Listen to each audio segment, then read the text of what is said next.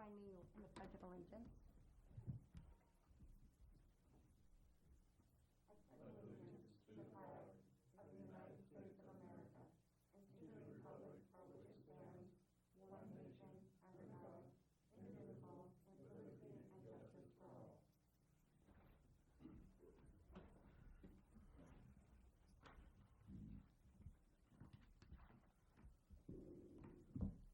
Okay, we'll consider the minutes of the regular meeting December 1st, 2020, and the special meeting December 11th, 2020.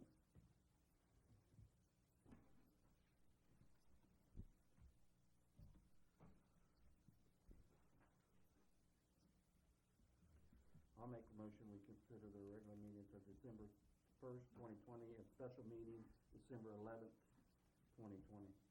I'll second it. Megan? Commissioner Donahue? Aye. Commissioner Garris? Aye. Commissioner Hartman? Aye. Commissioner Bell? Aye. Mayor Bonnick? Aye. It's gonna be one of those. All right. Public forum. Do we have items to read? Yes, ma'am. Okay. The first one I have here is from the Hillsborough Community Hospital, dated 12/15/2020, written to Deborah Bonnick. It has come to our attention that the City of Herington had a municipal hearing and discussion regarding healthcare and its delivery in Hillsborough, Kansas, December 11th, 2020. We appreciate and recognize the position Herington Hospital has put the City of Herington in and would like to clarify a few items regarding healthcare in Hillsborough. Hillsborough Community Hospital in December 2019 was purchased out of bankruptcy and since that time has expanded services in Hillsborough. In the last year, a few notable items that have been achieved include expansion of the hospital's medical clinic, the recruitment of family practice and ER physicians, the addition of specialty providers and services that include pain management, orthopedics, urology, telehealth, nutrition, surgery, gastroenterology, podiatry, and cardiology. In addition, the hospital is running between 75 and 87% occupancy, which is partially due to the new rural state-of-the-art hospital facility in which Hillsborough Community Hospital is located. While it is not our wish or desire to interfere in the proceedings, we did want to clarify that Hillsborough Community Hospital over the last year has not just survived, but it has thrived and works tirelessly to meet the needs of Hillsborough and the surrounding communities. Hillsborough Community Hospital. Thank you. Okay. Can you forward that letter to me? I've not received it. This is the first I've been made aware of it. I thought they said they sent it. I thought they did too, but Okay. this is the first I've been made aware of it. Okay. And second, from Kat Souza to the Herington City Commission. I'd first like to thank Commissioner Eric Garris for his statement regarding the hospital prior to the joint meeting of December 11th, 2020. It was a very well-prepared letter and detailed certain pieces of information that some members of the community may be missing, whether intentionally or otherwise. I'd secondly like to note my disappointment at any individual that sat in a city commission meeting and removed their mask to speak, as it put everyone in the room at risk and clearly it was negating the entire reason for mitigation efforts such as wearing masks, as there was not appropriate space for social distancing. The disappointment continues to grow and ultimately we deserve better leadership out of a medical facility. Currently, and verified by the meeting of the 11th, it can be stated that the healthcare clinic that is operated by Herington Municipal Hospital in the city of Hillsborough, County of Marion, State of Kansas, is not lawfully operating per state statutes based on the fact that Herington Municipal Hospital acted unilaterally and on its own authority to plan, purchase, and open the clinic without express approval of the governing body and out of the scope of the Herington public without following the legal requirements of the statutes that govern cities of the second class. I understand how easy it must be to downplay the situation as extraterritorial, but the fact is that the hospital CEO and CFO planned and the Herington Municipal Hospital Board of Trustees agreed without researching or understanding the laws that govern them. For certain board members, This means there is over a decade of experience that includes a lack of understanding and therein has caused a lack of faith in the Herington Municipal Hospital Board of Trustees. While the city has refrained from an injunction to stop the clinic from operating until which point it can be operating under the rule of law, I will note that the stories of patient abandonment delivered by the CEO, CFO, and Andy Ramirez are appeals to emotion to members on the board that have no merit, as Hillsborough is a municipality with a fully operational and thriving community hospital, ER, and clinic. This, of course, leads into some questions. Number 1, why was Herington Municipal Hospital meeting with Herington City Commission in executive session to give updates and advise of the status regarding their purchasing of the buildings that were to become the Herington Municipal Hospital Clinic in Hillsborough, Kansas? Where are the documents, figures, fund disbursement info, and facts for the public? Where is the written explanatory request, budgetary information, and approval? Will the same now be made public? Were there any questions by commissioners, or alternatively, why were no commissioners asking questions about the legality of the purchase activity, and why was the city attorney not advising the commission that Herington Municipal Hospital could not legally do the same without the approval of the public or a charter ordinance? Number 3, has there been a complete review of the budget, funds used, contracts entered, etc. by the city since the beginning of the city's investigations in order to approve a charter ordinance? If not, why is there a consensus to move forward with the charter ordinance? Is there an understanding of the city commission that a charter ordinance is not the only step in this process? Number 4, during the meeting, Commissioner Garris directly asked CFO Coffey about CARES money being used in Hillsborough. The answer was very indirect and gave the impression that no CARES Act money was used. Why then, in September of this year, did Coffey say that it was? And this also a statement that he doesn't remember saying, or is he saying that they got it incorrect, though they are his words? There's a website listed. Some of the money for these services is coming from COVID funds that have become available. Coffey shared that he was able to get $3.6 million in COVID, and he took $2 million of it and put it into a local Hillsborough bank. That's the seed money to help Hillsborough. That isn't money to help Herington, but it's for Hillsborough, said Coffey. It does not appear that the regulations have changed per HHA. They are clear and have been. Number 5. The rural health clinics brought up by Herington Municipal Hospital board member as running previously under Herington Municipal Hospital were not entire clinics comparable to what is currently operating, but static offices where patients could be visited by providers. As in those areas, there were no other medical providers or facilities for at least 20 miles. It is not currently comparable. Number 6. From my understanding, with a read-through of KSA Chapter 14, Article 6, not only should Herington Municipal Hospital have come to the governing body with a written explanatory statement as to why the purchase and development was necessary, but also should have provided architectural drawings/plans and been a part of the bidding process. A simple informational meeting held in executive session gives the appearance of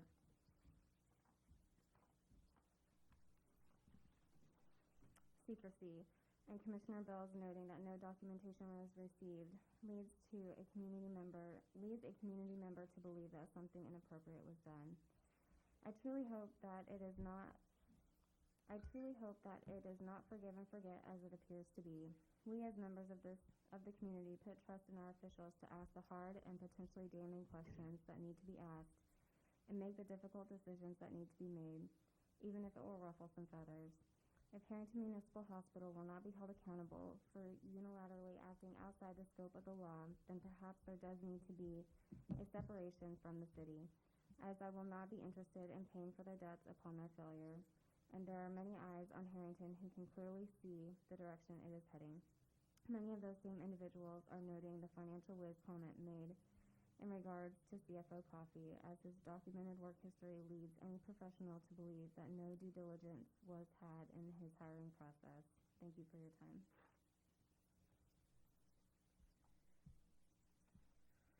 Okay, this one is from Robert Snurpus. Good evening, my name is Robert Snurpus, and I live at 101 South First Street, Herington, Kansas, 67449. I would like to address the issue of the hospital and get a better understanding of several issues. Specifically, my questions are as follows. What monies and/or support does the Herington Hospital and Clinic receive from the city currently? If so, how much and for what reason? Does the hospital owe the city any money?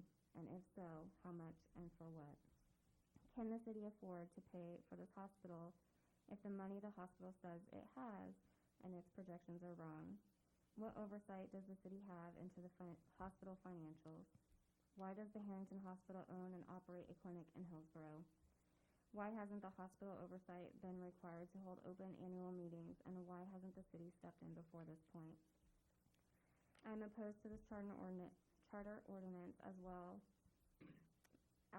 moving forward with supporting this hospital expansion. There needs to be a thorough investigation and full disclosure because right now things just don't add up. The citizens here in town deserve answers and not having this shoved down our throats without all the cards on the table. Thank you, Robert Snurpus.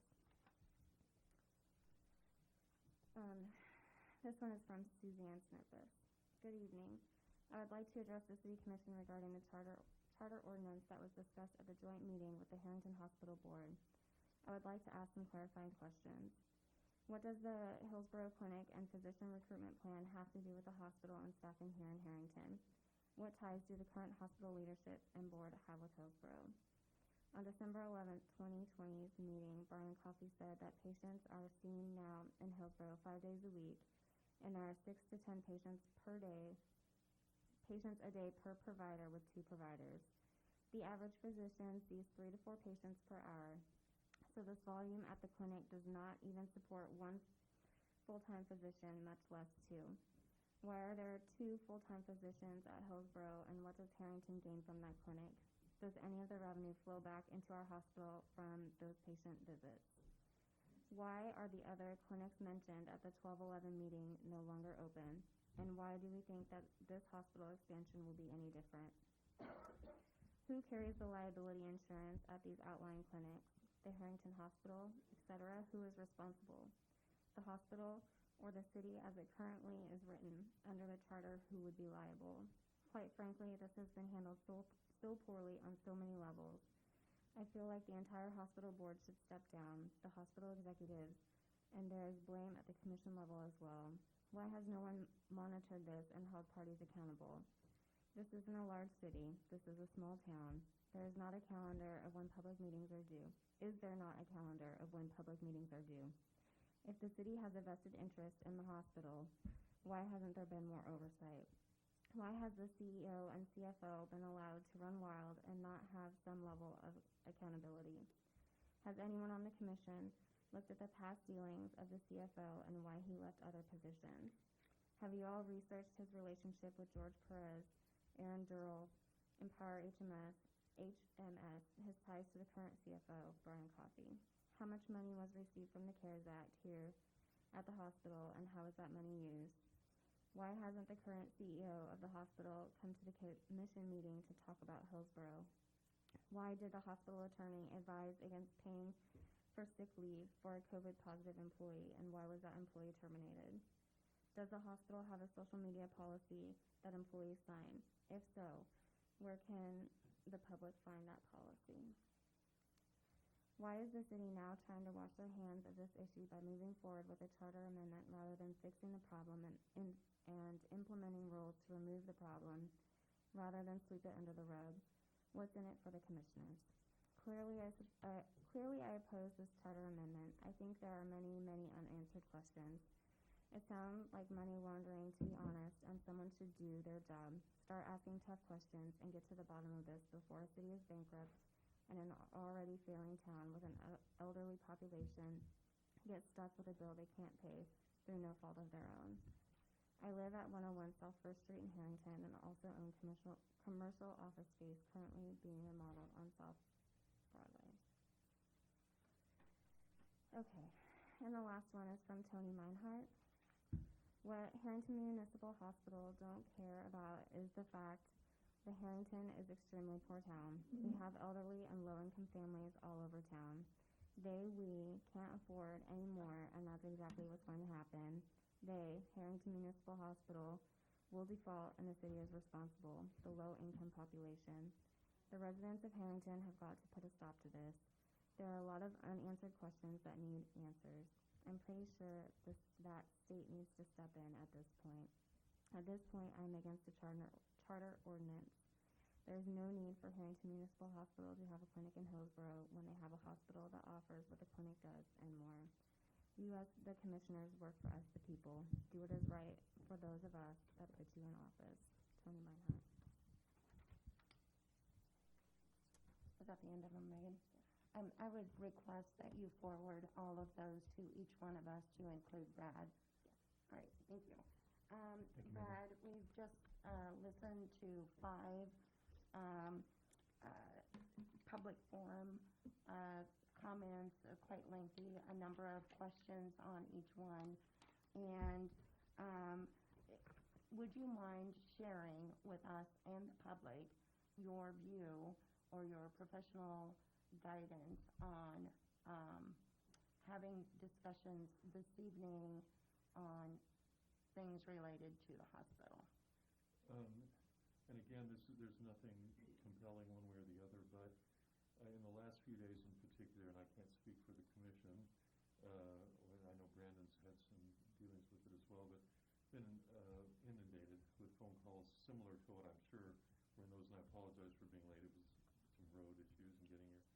And they've raised a number of really good questions, some of which were beginning to be investigated.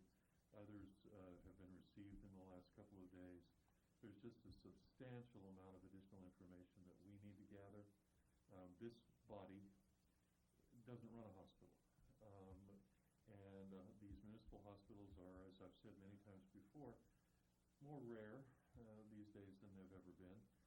The move to more of a district facility type of an approach, or larger ownership interests, or privately held kinds of hospitals.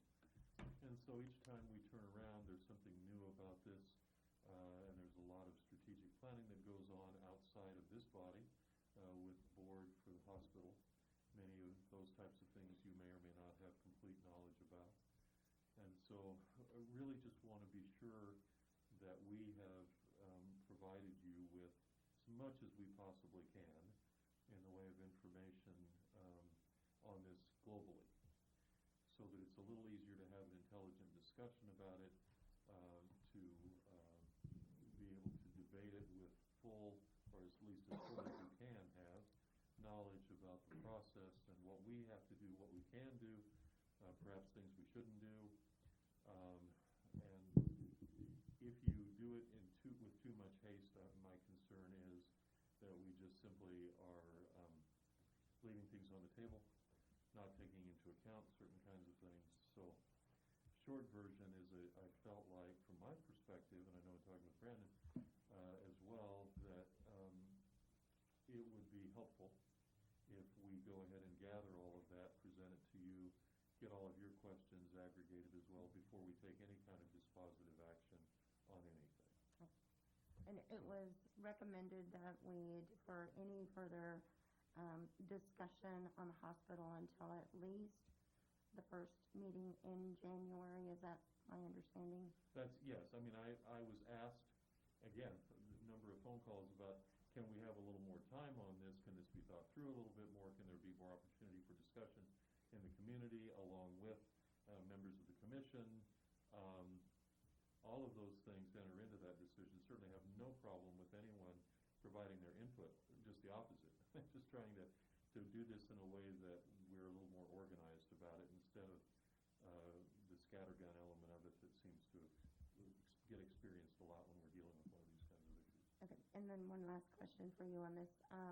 What is your recommendation for any of the commissioners, the city manager, or even city staff if they're approached by a newspaper reporter? Well, again, I can't and would not attempt to muzzle anyone if you feel like you want to speak with them about this. But again, I guess I've been asked by multiple ones in the last few days, and try to answer as many of those questions as I can as well. But again, there's a significant amount of information that we're still trying to glean. And so it's hard to give a complete answer on anything until you have all of that information. So I wouldn't ever want to sit here and tell you, well, you can't speak to anyone. That's inappropriate. But I think couching it with, or at least some caveat that we're still trying to investigate all elements of this. This has been ongoing for years. This isn't the first part of this we've ever had to deal with, but we're just presented now with some more unique issues. The hospital is attempting to go forward with some strategic plans that some of which you're learning about for really to a great extent for the first time now. So it just behooves us, I think, to be deliberate about it. And in the past, when we've had similar, nothing's been similar to this, but other situations, you have advised us to refer any newspaper reporters to you. I don't know if that's the case this time, or if you want just one more phone call or what, but of course it's up to everyone to answer for themselves. But to some degree, I'm happy to go ahead and field those if you're more comfortable with that, because a lot of it is if it's a legal issue, most assuredly, yes. Or you perceive that, wow, this is into, can we do this or can't we do this, and do we have any kind of legal ramifications? Yes, absolutely. If it's to some extent a strategic planning question, Brandon's going to field some of those as well, having kind of gauged the temperature of this body. But I understand your question, and yes, you can always feel free to refer them to one of us on that, and I have no issue with that at all. But it's not. This isn't like. Yes, it is. There are pieces of this that, without question, you should, because if it comes down to a liability question or those sorts of things, they need to come to us. okay. That answer. I hope that It answers did. the question. Thank you very much. I appreciate that. So item number 5, are there any additions or corrections to the agenda? I'd like to add 10A, Herington Municipal Hospital financials also.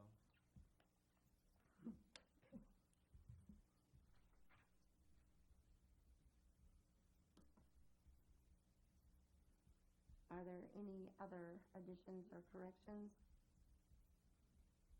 I want to ask clarification on 10A. What are you asking for? I think we need to request it from them. We haven't gotten anything yet. So I think it's up to us to start asking for information back.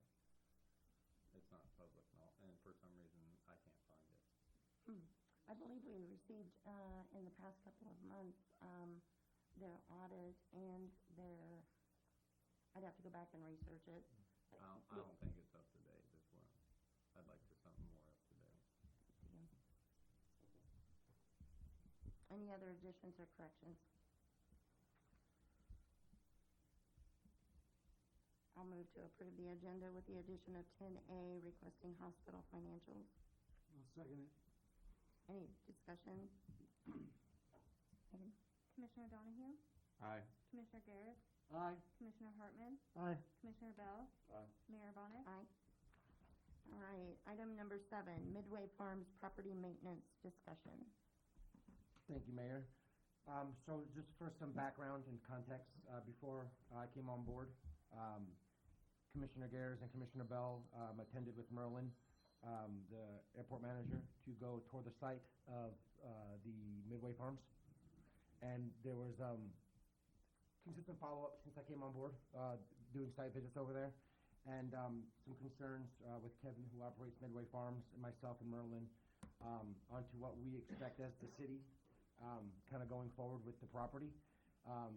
Mr. Kevin did ask to be placed on the agenda a couple agendas ago, and it's been tabled, and he just kind of wants to talk about some of the questions and concerns he's had about the process, and kind of wanted to talk about it in an open forum. Okay. And Kevin is here. Kevin? Okay. And please speak clearly into the microphone there. It's difficult for the audio. Okay. Thank you. I guess, what do you wanna discuss? What should, Well, when myself and Merlin came there, I know you mentioned you were concerned about the process and you wanted to come to the commission. oh, I mean, some of the issues that we discussed that day, was, some of the cleanup, which we talked about and have progressed on, and we've started moving to the new spot. But some of it was, there was concern about that wood pile that was out there at the new spot, that was, the city had taken money for that spot that wood, and we are cleaning it up, but I'm gonna tell you, it's gonna be the last thing on my agenda to clean. Once I'm done, I'll clean it up, as we've cleaned up thousands of tons of it. But, it all takes time, and, I'm trying to do two things at once, and we're trying to do the best we can, and we addressed the agenda, that meeting we had before, and I guess there's some issues I'd say, between the city and out there. That's more of an industrial area, things that need to be, should looked at in the future. You have a feedlot, you have multiple things out there, so the standards can't be always the same as in town as what's out there, is what I'd also like to stress. Where are you at on the process of your new building? We're moving.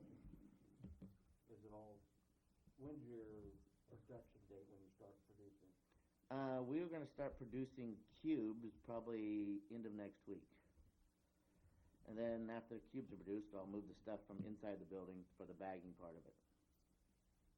When are you gonna be out of the old equipment, or the old building? Out of the old building, I should be out of there, there'll be nothing left in there to do, so 30 days.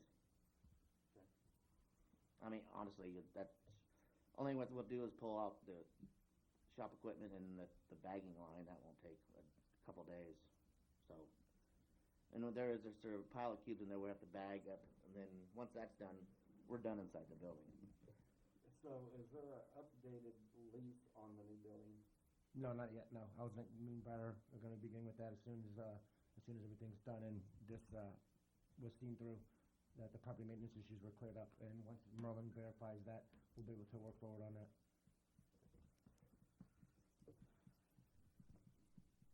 That's Yeah. the latest I heard. I haven't heard when you were gonna start. No, we started move. I've been in Texas, back and forth Texas for the last 4 weeks. So anyway, I'm back now. But we've moved all the outside equipment out. So, and then we're installing it into the new building, and we plan on production end of next week. And I know, not just your business, but all business out there, we wanna maintain Oh, I agree. cleanliness, we wanna present. I know, but we discussed out there that day, Brandon. There's yes, but you could stand across from the feedlot and there's shit on the road. That's gonna be that way. There's just different standards to that area as downtown Herington. Well, cleanliness is cleanliness. It's different. Well, I perspectives. agree, but And we wanna make it so we bring more business in, keep your business there, Yeah. bring more business there. But you would roads also, up. wouldn't you agree that there would be a different, you think that the sidewalks ought to be swept out there? Well, not yet, no. But Trash everywhere, plastic blowing all over the place, not from you, but from other companies. Yeah. That gets in the crops and stuff, needs to I take agree. care of that. Yeah, So we're not just picking on you. yeah, I know. We want everything cleaned up out there, Yeah, I see. even our own stuff. Yeah. Okay. Does the 30 days, to be out of the old building and have it cleaned out completely, does that fit along with your timeline that you had discussed? Yeah, we had some progress, and Merlin can confirm there's been some progress made since our last conversation you and I had, correct? Yeah, and me and Kevin have been in pretty constant communication. Yeah. We came on board about it, and there was just we've done numerous site visits. It looks to be okay, and just he wanted to express those concerns with Yeah. everybody, but I think we're all on the same page. And No, I'm 30 days. yeah, There's just only so much I can do in there, and then we'll just pull everything out. So, Yeah. and it won't take that long. We moved the other stuff in 2 days, so Yeah. it's just finish up and then fix it up, pick it back to the way it was. And we appreciate any business out Yeah. there, every business we want operating, and, so we're not. Yeah, I know. I understand that. Any other questions or comments? Yeah, so back on 7/31 of this year, I met with you and several members of the city Mhm. staff, and Commissioner Hartman wasn't able to attend that meeting. And we came up with 30 and 60-day goals for Uh-huh. almost 18 different items. Yes. And now we're 2 months past that point. I'm just curious, what was Well, the actually, delay not that all caused of those, that? some of those items we did have done in 30 days and 60 days. Right. But And the other was the moving. And it took longer to get the power in than it was supposed to. I mean, just things that along the project line that took. I mean, as far as moving, I think it was a 90-day, wasn't it, in 30 July? to 60 days, you'd be out of the north building. 30, 60 days out of the north. As of 7/31, you would agree to move out of the north building within 30 to 60 days, and repair the damage to the exterior walls Yep. and some other matters that need to be repaired as a matter of your occupancy. Mm-hmm. And Well- the biggest thing on the exterior walls, I know you're gonna take care of that. Yeah, once you're all done, everything's out yeah. of that way, they don't do it again. So that's just, when we depart, we'll put them back to the way they were. So just for my clarification, I guess, Yes. what was the reason for the extra 2-month delay? It just, everything took a little longer than they said. I mean, I had power planned for Westar to bring it in. That got delayed because of, they had COVID people, and so they had 2 companies down, so they did not come and put power in. Well, there's no power, you can't do the rest as far as getting hooked up for the main and the rest of that. And then if there's no power, I can't move nothing there, so it just, I guess, other stuff in my chain of events affected part of it. Not to your control. No, not to my control. No, trust me, I wanted to be out. I truly want to be under a cover. I mean, that's why as soon as everything was good enough, that's why we yanked it out, and it's not running, but, we'll put it back in. But that is, I mean, there was just stuff that, they kept delaying, and you're at the mercy of somebody else. That's, especially since we planned in ahead, and they apologized, and there's really nothing I could do. I mean, No, it's fine. I just yeah, wanted to know. no, that's, a lot of it was just, the power is my biggest thing. I can't run it unless I have some power, so. And at what point, Brad or Brandon, do you think that we'll have an updated lease agreement or some kind of? There was also a question on that day whether or not they were allowed to use property for grazing. Yeah. And I think we have mentioned the grazing thing. I think that it would fly, correct? No pun intended. Because of the square footage on the lot, correct? Correct. And that was something. And that was the last time we talked about it, because he mentioned bringing cattle on that property, and we just didn't think it was conducive enough to the lot size. But I know that was the last I think we spoke about. That was probably three weeks ago. And maybe I missed it when Commissioner Bell asked, but at what point do we think we're going to have an updated, up-to-date lease for Midway Farm? It's kind of whenever you would like it in this particular case. I think wanted to sort this all out and put together a lease then that addresses the current circumstances.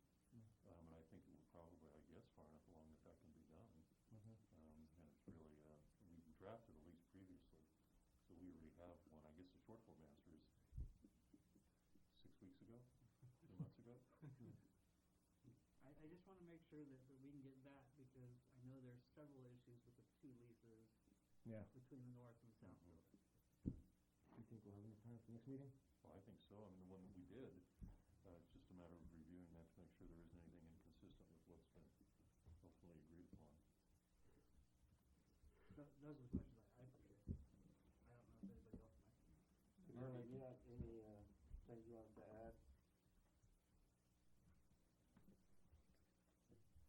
I'm just about the only thing that, I know he's got a lot of wood and stuff to clean out, but that east entrance in there, I would really like to see that cleaned up, a good fence across there as soon as possible.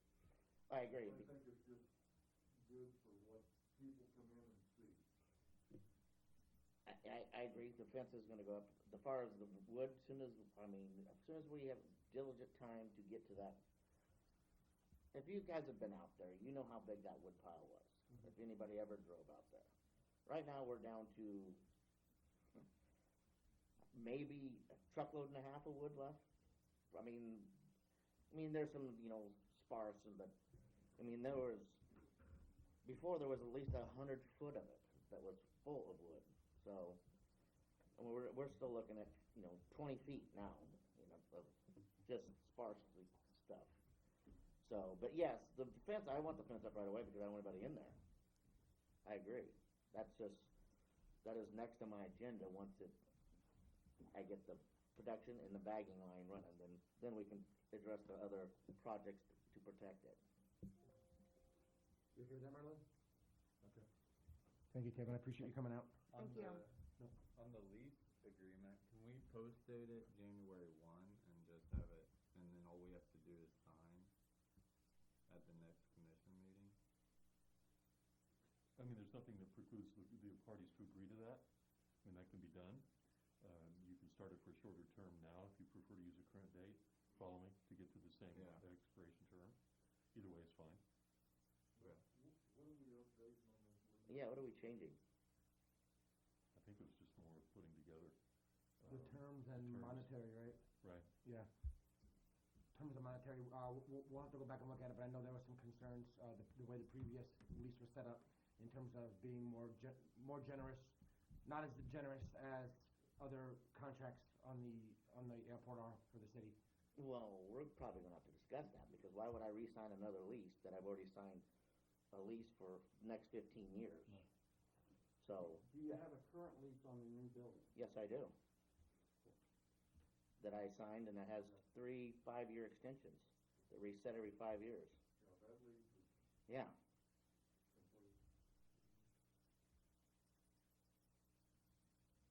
complete. Do you know when you signed that particular lease, the first one, on the new building? Oh. We can pull it up Have to and they pull can that, bring because, information to us. Took several times, because the first time the lease was wrong.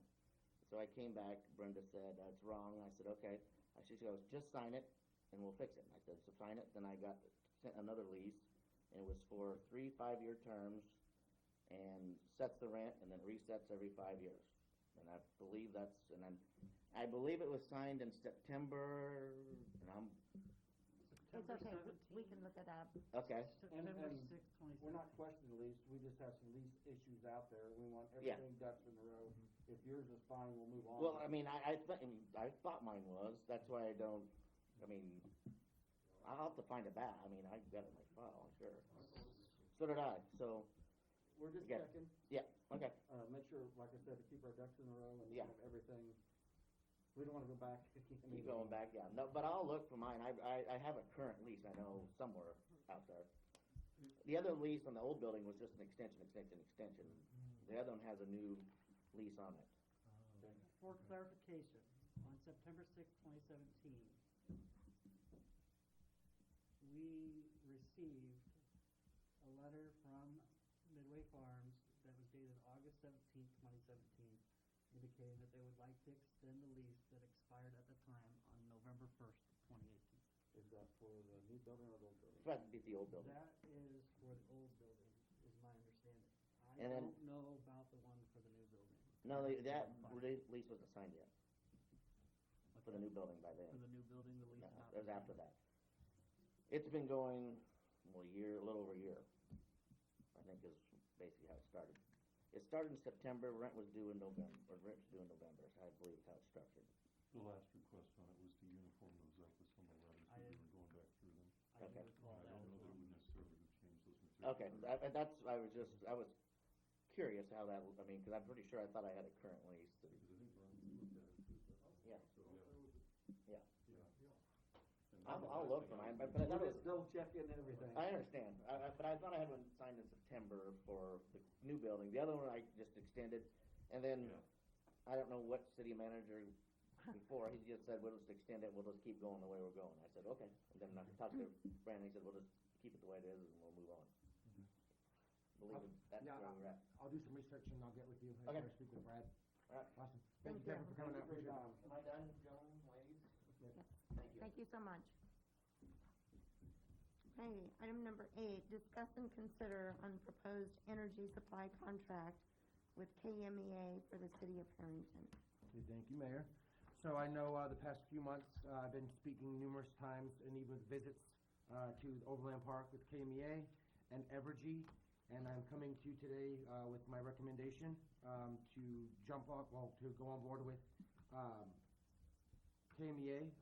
The biggest concern I did have, which Neil addressed it fantastic, the biggest question coming from Evergy, looking at the contract, was the fixed rate would only be 80% fixed, and the other 20% would fluctuate based on the market. And Neil gave a great explanation to it being open market, being more beneficial to the city of Herington. We would still be able to get the pre-delivery payment amount starting next month of $11,764. And over the span of the 9-year contract, we actually will be able to gain an extra $50,000 of savings compared to what was previously mentioned. That's correct, Neil, correct? Okay. If you don't mind, on the microphone so we can have a discussion, dialogue. So just to kind of give some more clarity to the commission on that 20% fluctuation rate, can you kind of go more detail on that so we can have a better explanation onto that?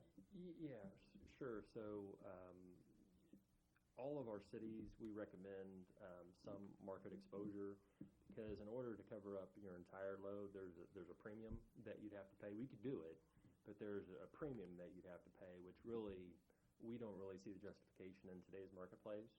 And I communicated with Brandon, if and when that time comes, we could certainly do it, but to cover it up right out of the gate would just be an extra added expense to the city of Herington, and we wouldn't recommend that right now.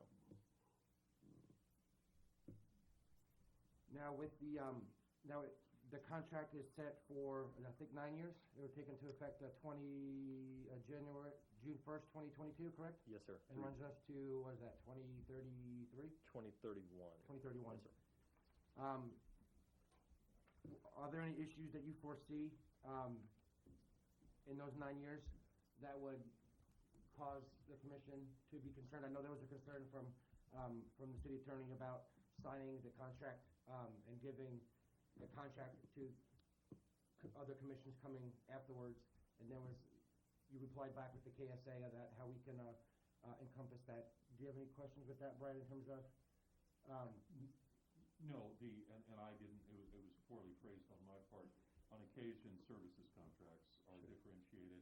This is a utility type of a contract, and I just wanted to be sure. In terms of the service that we receive, there's some financial guidance and some other things that go into it that are inherent, or at least an element of working in these kinds of environments, and so I wanted to be sure we had record of how we're surviving the annualized nature of most of the contracts we're required to enter into, the ability to get out with notice within a given cash basis fiscal year for us, which is calendar year. That isn't an issue in this kind of a case because of the type of service that's being provided. The legislature spoke to that and have attempted as best they can to address that so that it doesn't become a challenge at some point in the future. So I don't find that in this case that you would be violating cash basis law by entering into it for more than a year. And there was a revision in here. If we decide to decline or terminate the participation in the agreement, it's not 3 years, it would be a 2-year written notice, correct? Correct, yes. Okay. Commissioner, have any questions? I'm trying to find it, and I can't seem to find where it was. I should have taken a note of it earlier, and I can't remember if it was in the operating agreement or not. I vaguely remember reading something about requiring us to have a second generator. That was discussion that we've kind of talked about, long-term goals, having a backup second generator, hopefully utilizing some of the savings to go towards that, but that's something I think we need to discuss on a more broad scale. That wouldn't have been on their side of it. No requirements in No. KMEA, no. I don't remember where I read it, but it popped into my mind. Are there any other questions, comments, concerns?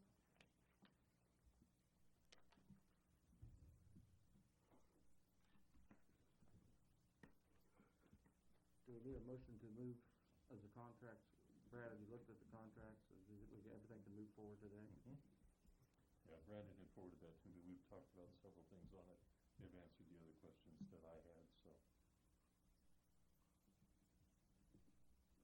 I'll make a motion we consider the proposal of energy supply contract with KMAE for the city of Herington. I'll second it.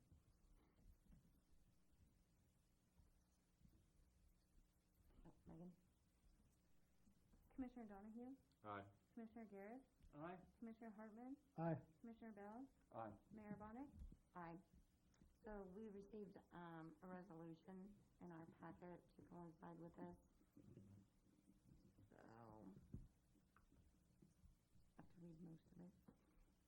Just the res- On the heading portion of it, Okay. just that. So, a resolution in the next consecutive order, number, resolution of the City of Herington, Kansas, authorizing the execution of power purchase agreements effective as of what date? We put in December 15th. December 15th, 2020, between the City of Herington, Kansas and the Kansas Municipal Energy Agency relating to the purchase of electricity by the city from Kansas, the Kansas Municipal Energy Agency for sale or use by the city, and making certain covenants and agreements to provide for the payment and security thereof, and authorizing certain other documents and actions in connection therewith.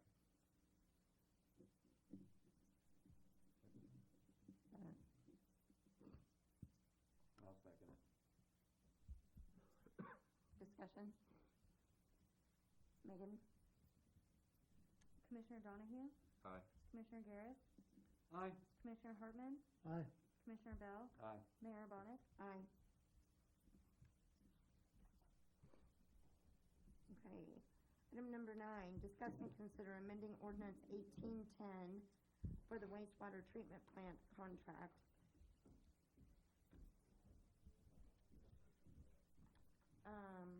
This was the ordinance that, we provided for you in the packet. It was going to amend the original, 1810 ordinance, and it was for the finances, that needs to go to KDHE, for approval of the wastewater sludge treatment. Right, and that was to, not to exceed $5,600,700,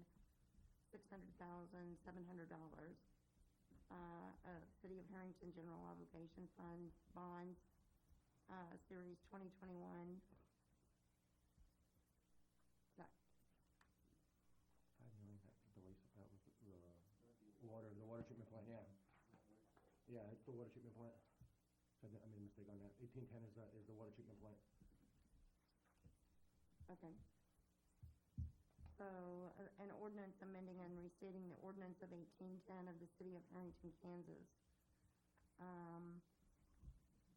Whereas the governing body of the City of Herington has hereto, by ordinance number 1797, is this the right thing that we're doing here?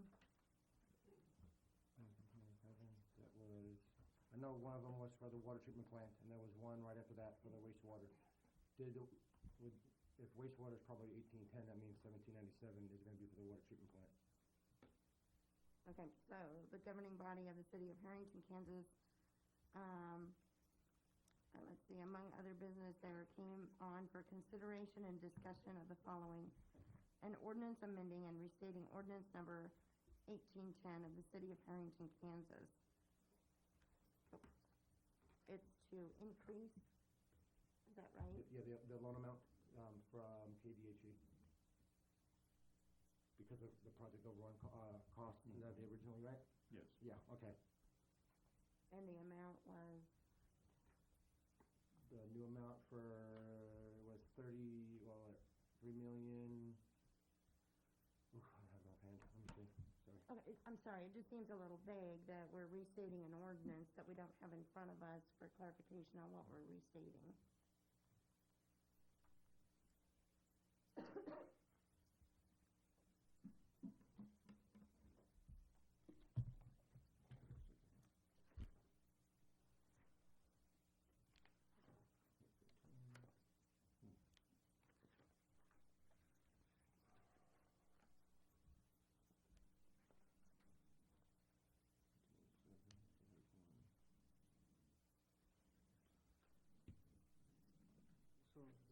not mistaken.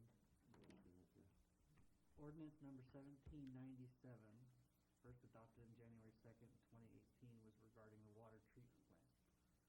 Ordinance number 1810, adopted on November 6th, 2018, just restated ordinance 1797, correcting and amending the totals. So this is doing that again? This is doing it a second time. Okay, okay. If I'm reading it correctly. And they sent that to Megan and I saying that needed to be public, that needed to go to KBHE and it needed to be in the minutes. That way they accepted the amendment. Okay. That was new to me. I had never seen that. Okay, bear with me Yeah. just a moment to get. This is the one sent from Triplet Wolf and Garrett. I'm sorry, it took Yeah, forever for it to Triple load Wolf on and here. Garrett sent this, but then, we have documentation that needs to be, signed. And all it states is an ordinance amending and restating ordinance number 1810 of the city of Herington, Kansas. But the documentation that comes with Triplet Wolf and Garrett's son, says it's not to exceed the $5,600,700, City of Herington, Kansas general obligation bond.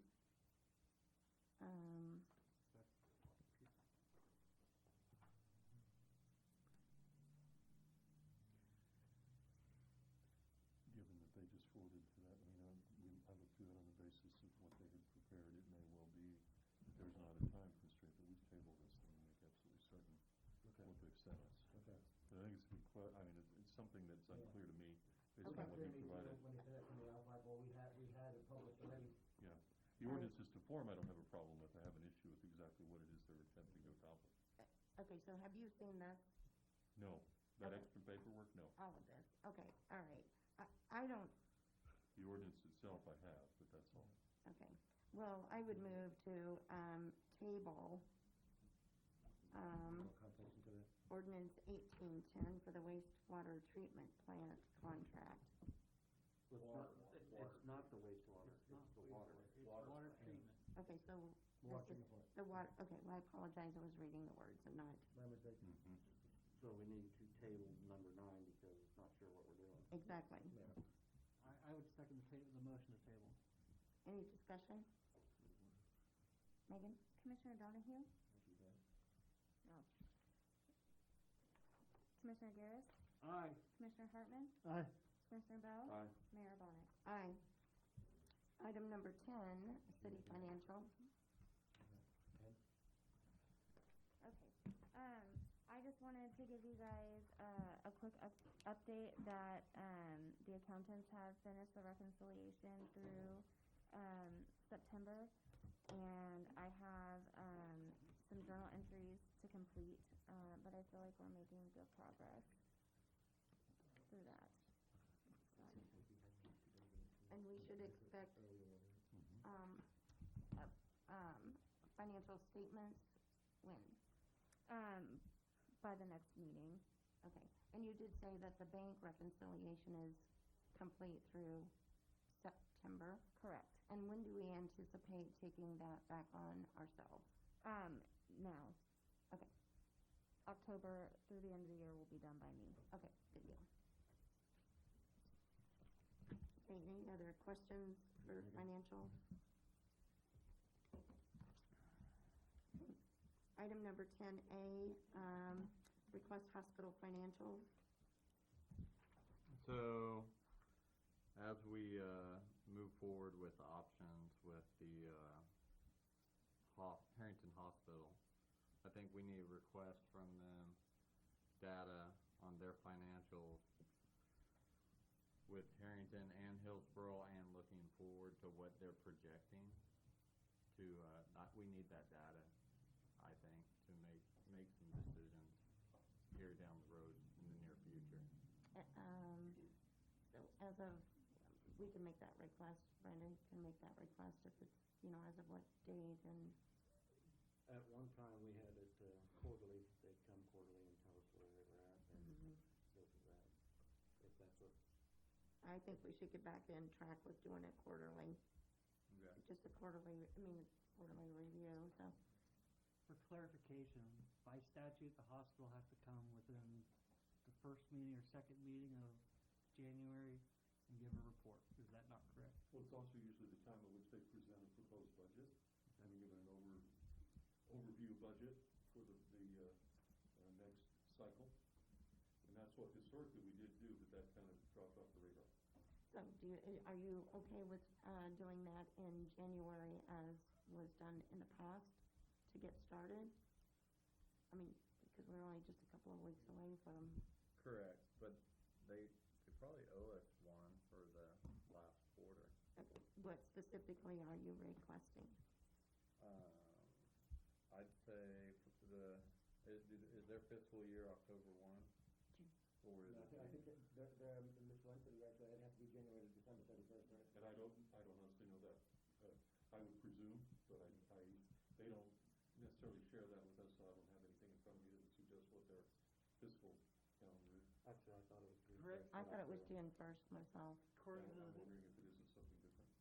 according to a memorandum of understanding, whether or not it's a completely executed memorandum of understanding, their fiscal year is June. Shouldn't they be a calendar year just like the city?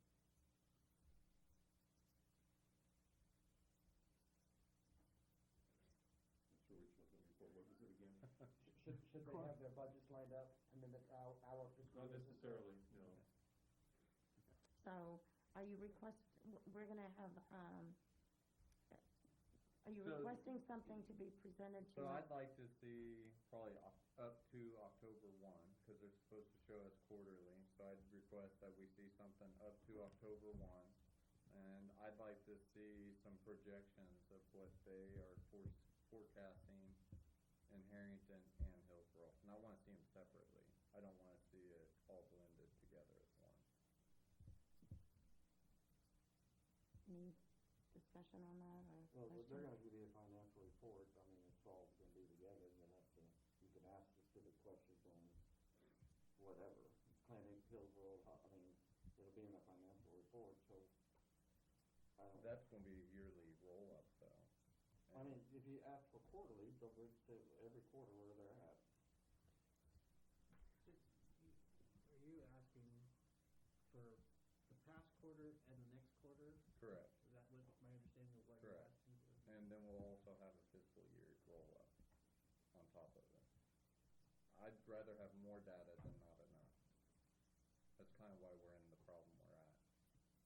We're diving back into the issue of we need to have a lot more to investigate to understand. Is that not a fair statement to make, Brad? I wouldn't be opposed to the commission seeing those quarterly like it used to be though, so, but that'll be the commission's decision, not of my own. So what I'm sorry, Vance, what do think- you want in January from the hospital, other than what their typical annual report to us is? So the city manager is probably who we're going to be requesting it from. I want to see their last quarter information on top of their yearly review. So what they would be able to provide in January would be their third quarter information. They wouldn't have completed their fourth quarter by the time we have our January meeting. Should be maybe their second or first quarter. I'm trying to think. Fourth quarter ends December 31. Third quarter would end, I think, September. That'd be their second. If June's their date, their I gotcha. October would be their first. It'll be the second. Okay. So second quarter Second, yeah. and yearly. Yep. Okay. Is their financials public record? Yes. So we can request anything, I mean. Okay, anything else on the financials, request for the hospital? Okay, item number 11, city update on COVID. Brandon, would you like to share on that? Yeah, I met with my peers this past Friday. Nothing much has changed. They are looking at possibly expanding the mask mandate to something to where a singular person in their own office would be required to wear a mask. That I haven't heard anything yet from that. They said if that would have came down, it would have came down this week coming up. They also mentioned that they do foresee the health department's order being extended into the new year. No dates were given to how long this is actually gonna be mandated for, but they said for the foreseeable future they'll be doing renewals every month or so. I hate to keep City Hall closed. I think the staff is getting a lot better with their social distancing, wearing masks in the field and in the office. I would like to maybe try opening the doors as of the first operating day in January, to kind of see how this goes and see how our exposure goes, here at the city, at the staff level, but also with the residents, and kind of use that. And if we tend to regress, I can always close it back up. But I feel that we need to have people in attendance. Basically, you're going to treat it like a regular business. You come in with a mask and... Yeah, just for some of the issues we've seen about the public forum and about things, I think if we just have, if we can kind of be careful with that and make sure we're requiring masks to come in, I think getting back to somewhat normal operating business, I think that would be beneficial, unless any of my staff feels differently. And if you were to do that, so the 4th and the 5th would be open doors. Yes. And then the 5th, we have a commission meeting, and you feel that we need to close it back up. No. If I'm opening it, everything's open. Okay. And that's why I want to make sure y'all are okay with that, because that means we're going to be open for business here at this commission meetings as well. We'd have to, space them out as much as we can, maybe max them out at maybe 8 people. But I think it's something that it probably, we're in this together kind of thing. But, staff's good. We've been taking extra precautions. Nobody's been exposed or has tested positive in over 4 weeks, 3 weeks. Yeah, so. Now, previously, when we had this issue, there was discussion about not being able to allow enough of the public in because of our limited space. So are you considering limiting the number of individuals based on the space that we have? I think 6 probably would be sufficient. Unless they're a family or they're in a household, I think you can kind of make them spread out about maybe. And are you planning on doing that on a first come, first serve, or what was your thought process there? We can communicate first come, first serve. Whoever shows up at 5:30 and is here, anything after 6 will be asked to come back at the next meeting, or they can attend it on television. They can attend it on the YouTube. So, I'm just throwing stuff out there. So if we have people on the agenda, you going to count them as a 6 or just? No. I would rotate them out. So if we had 3 people here today, only 3 more people are allowed in. Okay. Sometimes we have people here for agenda items, sometimes we don't. So just be based on that. But on the when we post the agenda online and in the email, we would say we have 2 people coming on the agenda, so we have 4 max. First come, first serve. And the commission's policy on restricted attendance would still be in effect, so they can still make their public comments by 8 a.m. in the morning. Correct, and they would still email them to our city email. But if they wanted to come in, they would, it's like a concert ticket. They'd have to wait in line, and hopefully they get to meet the band. And on the public comments, if we could forward those to us in advance would be very helpful. Okay, any other discussion on COVID and reopening the office and public meetings? I do have one more quick question. I'm sorry, Brandon. Where are you on getting the new walls designed and ready to be installed? Jason was out here this week. We're also going to use that we're going to situate the court clerk there as well, in front of the city manager office. So Jason has a hard deadline of probably that first or second week of January. I'm going to communicate with him again before the end of the week, because he was waiting for some more, pick up some more supplies. So him and the staff will be doing that. I may be getting down and dirty on the weekend as well to make sure that happens before the new court clerk comes on board. And that'll also help with some of the mitigation for the pandemic and Yeah. And the materials have mostly been purchased. Okay, any other discussion on the COVID-19 and city office and public meeting or commission meetings? All right, item number 12, discuss and consider the sludge press bid approval.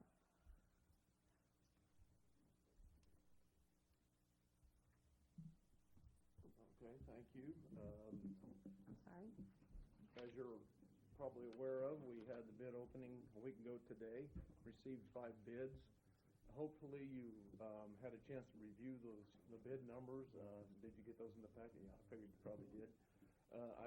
I guess to begin with, I would just open up to if you have any questions regarding the bid process. If not, I'm here tonight to see if you're ready and willing to accept the low bid from Smoky Hill Construction out of Salina. I have some necessary evils as far as paperwork to go through, just gather signatures, enter into the contract, and get started on the project. Smoky Hill, I have been in discussion with them because, of course, after they opened the bids, everyone's curious who the low bidder was. And I've worked with Smoky Hill Construction numerous times over the years. I have no issues whatsoever moving forward with them, if you folks are fine with that. Also, they have conveyed to me that they are very interested in starting as soon as possible. I believe that would make Dennis very happy. I know he's been looking forward to this project for going on 2.5 years now. But I just wanted to indicate that they have relayed to me that they're ready to go and chomping at the bit, and they will be ready to start as soon as January once we can get all the paperwork done. And there are several pieces of items that I have to collect and forward to KDHE. They have to review it because they're the purse strings. We're getting the loan for the project through them. And then they have to review those. They are actually fairly quick in getting that turned around. But again, they have to review all the paperwork before they can say, okay, go ahead and start. So we're looking at 2, 3, maybe even 4 weeks at maximum. Hopefully, I'd like to start first, second week January as soon as possible. But you just never know, especially with coming holidays, how long and what kind of delay that may getting it through KDHE. But anyway, if you have any questions regarding the bids, any concerns. Could you roughly what the bid range is from the 5 bids, from the high to low, for the public, basically? Would you repeat? I didn't catch it. The bids, quotes, bids? What they were? Yes. Certainly. I mean, I know what they are, but... Yeah, no problem. I've got the information right here. Again, there were the 5 bids. The low bid, the dollar amount was, of course, you can't lick your fingers now that I have this. Okay. The low bid total was $354,557.35. Again, $354,557.35. The high end, after, I don't know if you saw this and noticed it, and that's another reason we take the bids with us on bid day, is we check the math. And there was a math error made. In fact, there were 3 errors in this one bid.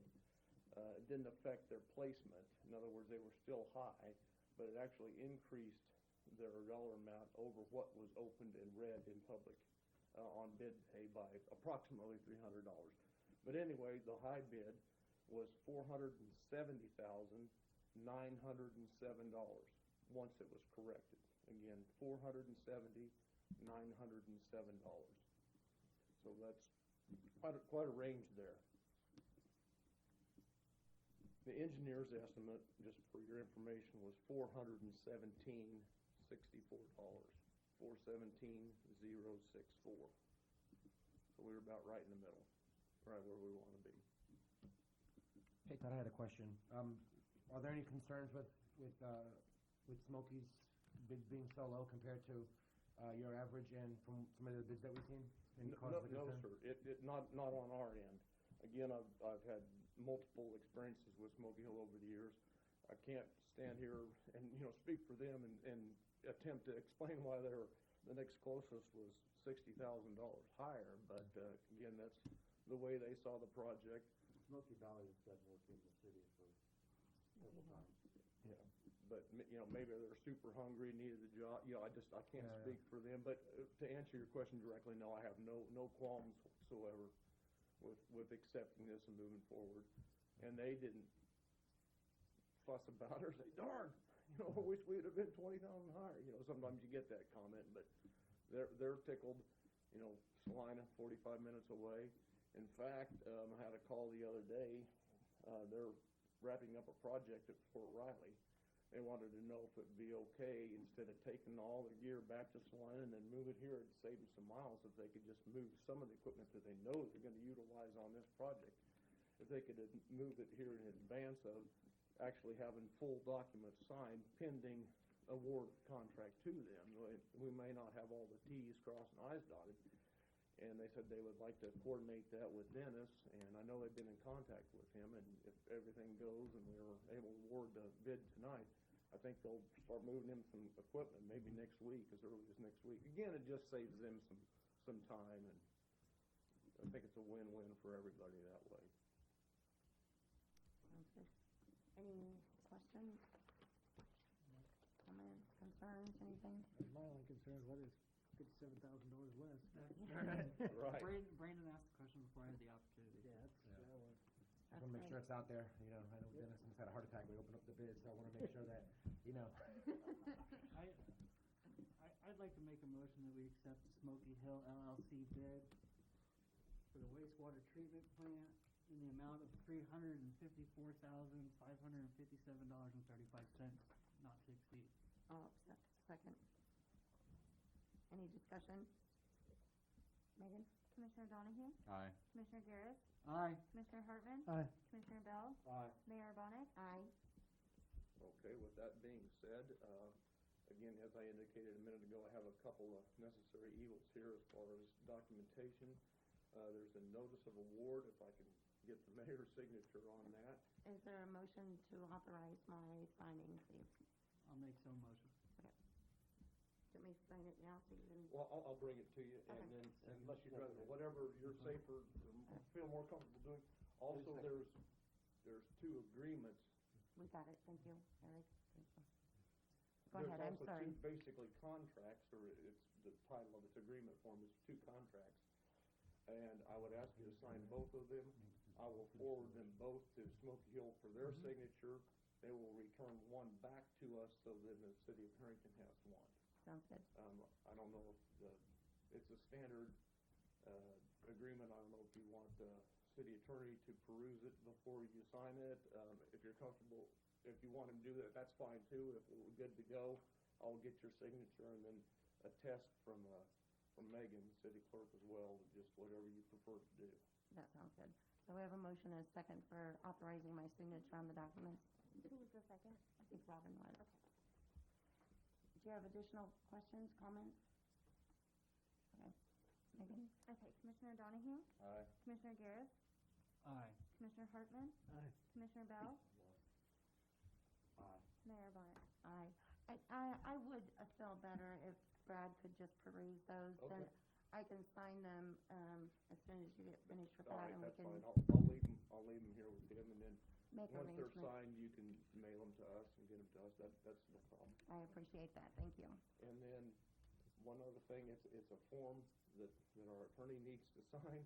He's already signed it once as part of the loan application, and again, I could probably note to them that, hey, we've signed this, it's in the loan application, you already have it in your hands, but I'd rather them not, well, we can't find, I'd rather if he can sign it again, and all it is the certificate to title of the certificate as to the title to the project site, meaning simply that the city of Herington owns the ground we're going to be scratching around on. So Brad's already signed it once. That's this one, and then here's the other documents, the notice of award, and then the two contracts. Yeah, once you want to look at those. And then the other final thing I had is just basically for the council or commission's information this evening. And it's real quick. I put it together about 10 minutes before I left the office, but I thought you may want an update with regards to where we stand budget-wise, meaning what our loan application was as of where the dollars are today in the project. I'll let that circulate around in here real quick. It shouldn't take but a few minutes before I wear out my welcome.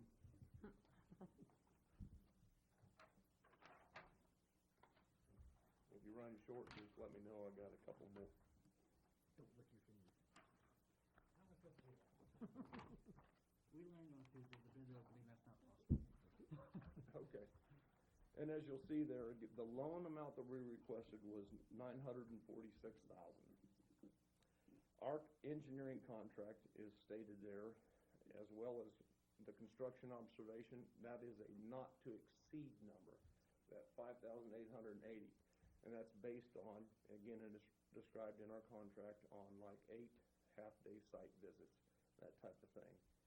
The contractor's low bid, $354,600. I rounded it a couple bucks. And then the cost of the sludge press. Now, I included the engineering contract costs in there.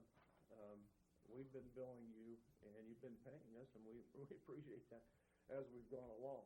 So in other words, you haven't used, obviously, loan money to do that, because we just got the okay that the loan was approved November, I believe it was 3rd. Point being is, if you wish, so desire to, you can request reimbursement for what you've paid us to date through the loan. That is a loan allowable expense. Again, you'll have to pay back, I think, interest, and it's like 1.8%. I'm certain it's below 2%. It's ridiculously low, which is great for us being the city of Herington in this project. But again, I just wanted to apprise you of that is a reimbursable expense if you so choose. But I included it as if it were coming out of the loan. And then the difference between the total project expenses to date that I'm aware of and the loan amount, there's over $181,000 left. We plan to buy a manure spreader to take the sludge now to the field, as well as hauling liquid sludge. So that should more than cover that amount. And I put in there, and I was visiting with Dennis earlier, he said they've already got a loader taken care of. I didn't know if you might need a Bobcat loader out there to load the manure spreader, and he said, no, we got that covered. I'd forgotten that. You got an old one out there, of course, it's not being used. It's basically wore out, but it more serves the purpose what we need it for. We have plenty of skid steers. Yeah. I don't need a wore out one is sufficient.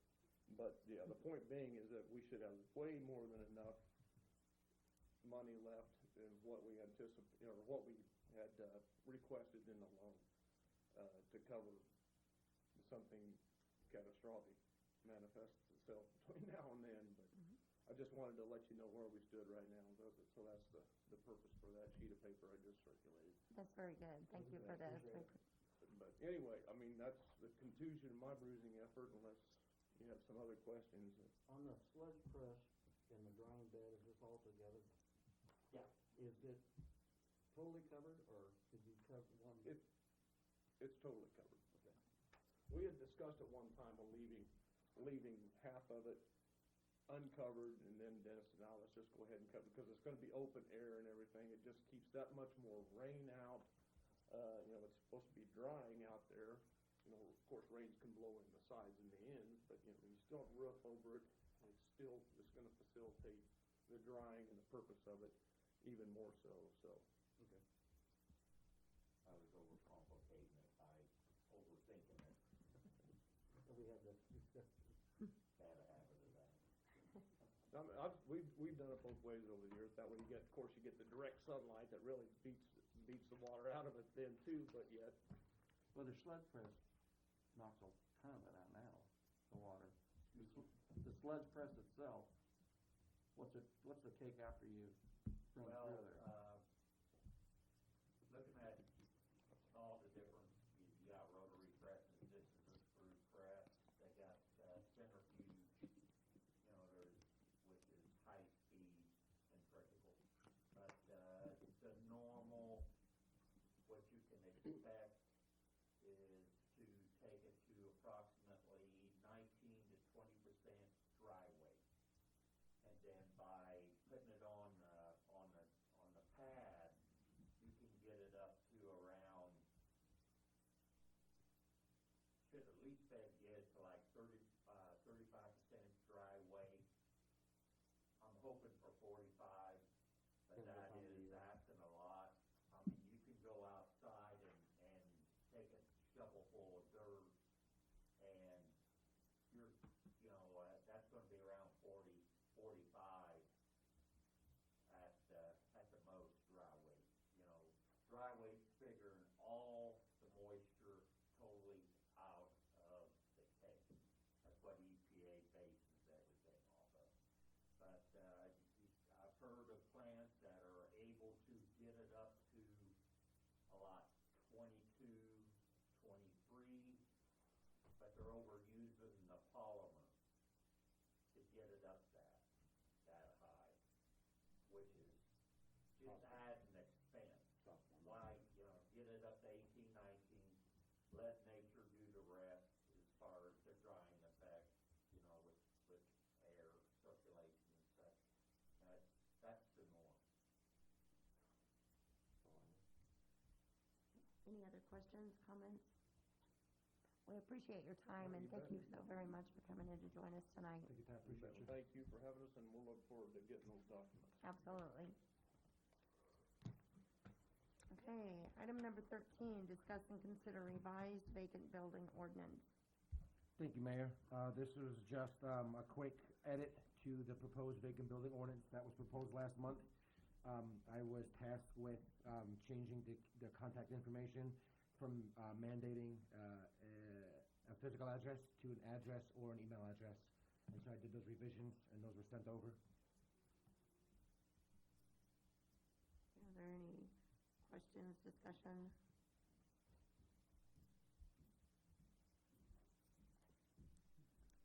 Is this gonna be 1831? We usually say the next consecutive. Well, I just wondered if the copy I received Oh, already gotcha. had 31 on it. So. I'd make a motion that we approve the ordinance in the next consecutive order, amending the code of the city of Herington, Kansas.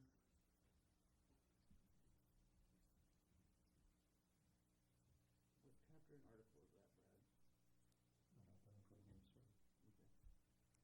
Amending the code of the city of Herington, Kansas, establishing regulation for abandoned commercial buildings, vacant commercial buildings, requiring registration and maintenance, and repealing any other current ordinances or portions thereof in conflict herewith. As presented.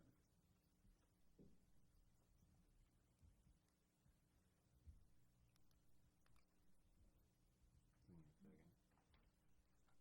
I'm sorry, We need a second. or it failed. I'll second it. Any discussion? What's the difference between the ordinance we had and the one that we got now, other than just putting your name on it? Address.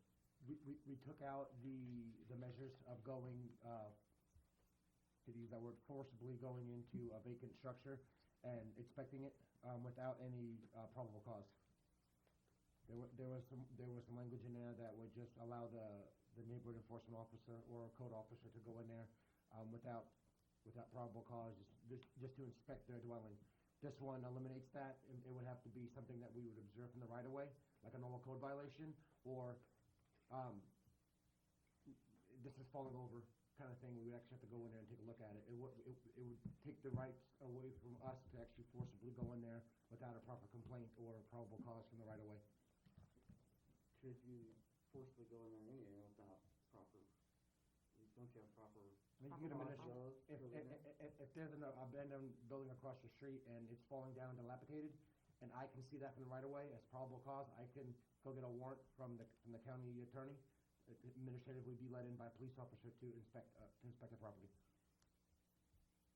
So we already had that in place. Well, that was there. We took that away to be more of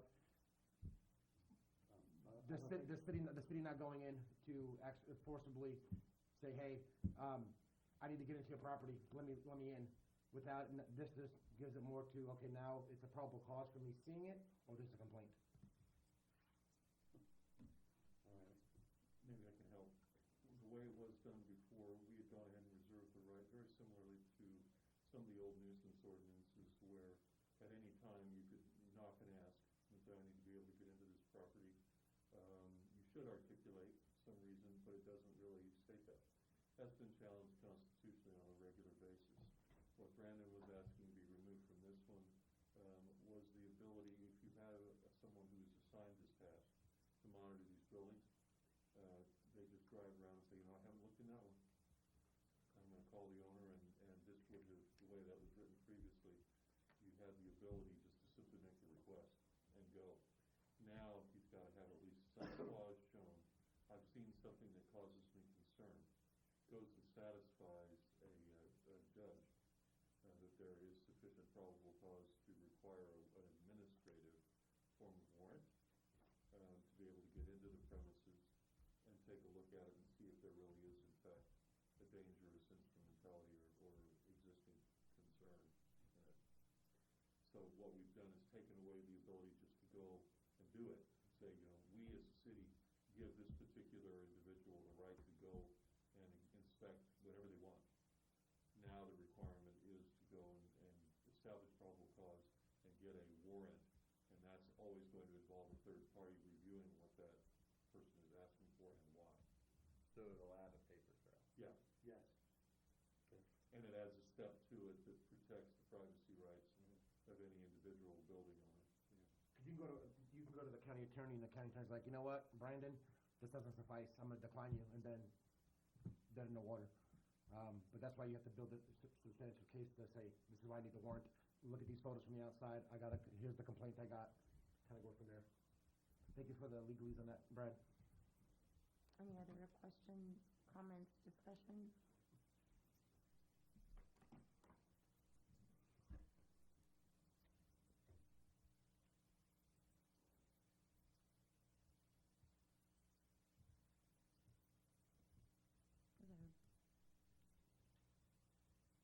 Commissioner Donahue?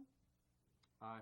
Commissioner Garris? Aye. Commissioner Hartman? Aye. Commissioner Bell? Aye. Mayor Bonnick? No. Okay, item number 14, discuss and consider employee personnel policy. Okay, thank you, Mayor.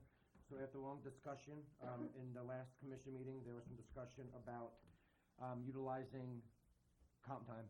After kind of going back and speaking with my city clerk and speaking with staff, the best thing to do is to scratch out the draft of utilizing comp time in lieu of overtime. And instead of doing that, it seemed the biggest concern, Megan and myself, we were doing researches and speaking to some fellow commissioners. A lot of the vacation time that we're getting right now is being, year over year, is being transferred year over year without usage. So we're not promoting, hey, use your vacation time. So the comp time would mainly be an added benefit to just roll over and pay out at termination, because you can't, I did some research, we can't use it or lose it. We can't say, okay, well, and then what does that create if we say, okay, well, let's do it? Well, similar to what I had asked the commission for last time, to take away the mandatory 5-day, which was agreed upon except for all city staff, which was written in the employee policy. All city hall staff will take those mandatory 5 days off. But if we do comp time and it comes down to December 15th, we're going to be in the same situation we've been in this year and last year where, got to use that comp time, you're going to lose it. So it's up for discussion. But this one, what I did is I took away the comp time, and in lieu of taking away the comp time, so new employees can use vacation time before their year, or the 6 months it was, that I just reduced that time frame to 30 days. So if a new employee comes on board, God forbid they may not have sick time, or they want to take an extended time off, they can do that after the 30th day and not have to wait the full 6 months. And then I also added to their lump sum payouts at termination. There's been some discussion in previous administrative functions where some were paid over a period or some were paid lump sum. The standard is lump sum payment at departure of employment. So I just added that to, I think it was section E4. to where once somebody leaves the company, either involuntarily or voluntarily, they will be paid out lump sum at their next check date after the last physical day worked out. That saves on insurance costs. That saves on, having to have that overrun of an employee on payroll and paying them insurance for a month or two when they've already worked for another company. So it kind of takes some of that liability off of the city. How many hours on comp time were you thinking about? I know after discussions here, I think it was between 40 and 80. And I'd be okay with that. I just know it's going to promote where people hoard it to the end of the year, and then they're going to try to get cash out, and that. So not only are we rolling over vacation time, we're also paying out comp time every January, the first paycheck of January. Now, could we go off of our fiscal year and end it at the end of the year? Because I know this is something that's big for the city workers. They want to get comp time back. Yeah, and I know and maybe we don't go big like 40 or 60. Maybe we just keep it small at 20 hours versus going so huge. Because I think it's something they want. Yeah. And as a new employee somewhere else, I know comp time's been very handy for me to get leave when I don't have it. And I would think it would entice new employees too. So that's just my opinion on it. I'd like to see it stay in there. Maybe we let it grow based off what we see and stay small right off the bat. But that's my opinion. If anybody else? Any other comments, questions? Yeah, I kind of mimic a little bit of what Commissioner Donahue has said, but, here's my thinking on it. If we do comp time at 1 hour for 1 hour, and you allow it to build for 20 hours, and you require the comp time be used prior to any vacation time be used, then aren't we technically just saving some of their pay for another day? Can you require or require an employee to use their comp time before vacation time?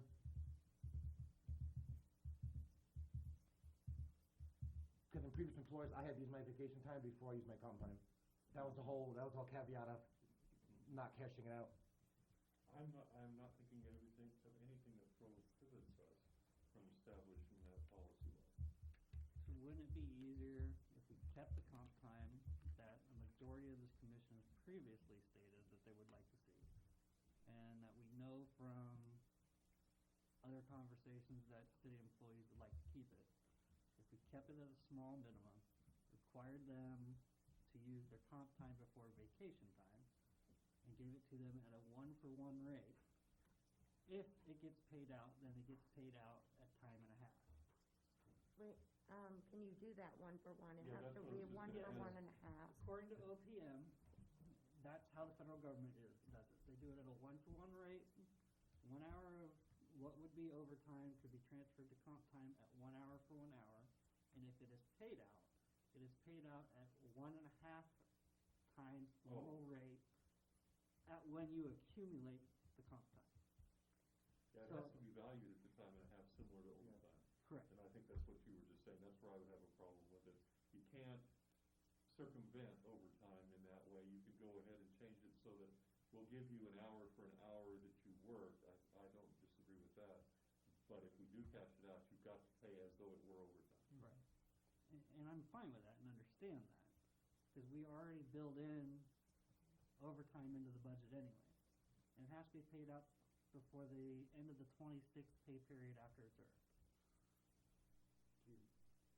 So it's not necessarily paid out at year end. No. It's after 26 pay periods after it's been earned. And I think that's where the accounting side of it. Because every paycheck, somebody has a new 26 week, I would lean, so the KDOT side of it, they pay out in the summer. And I don't think you'll have an issue with a lot of people. You're going to have people taking more vacation than anyways. So I would say end of your fiscal year, it pays out. Is your recommendation do away with comp time? Yeah. It's- This re- It this was, last one. after, because of reasons like this. It's way complicated. Yeah. I think we have a generous vacation package, and as we've seen with the recent departures, people hold hours, and that's okay. But obviously, it's all for discussion, you know. And did you have conversation with other communities and their, what they did? Yes, a few said stay away from it. It's an accounting nightmare. A few of them said you do it, but you're gonna be paying out more than people are gonna use. And I understand when I was first tasked with doing this, but then really looking at it and like looking at the vacation policy and looking at that, this would primarily only benefit police department, mainly it would benefit the police department. Oh, the fire department too. Yeah, and the fire, because of that.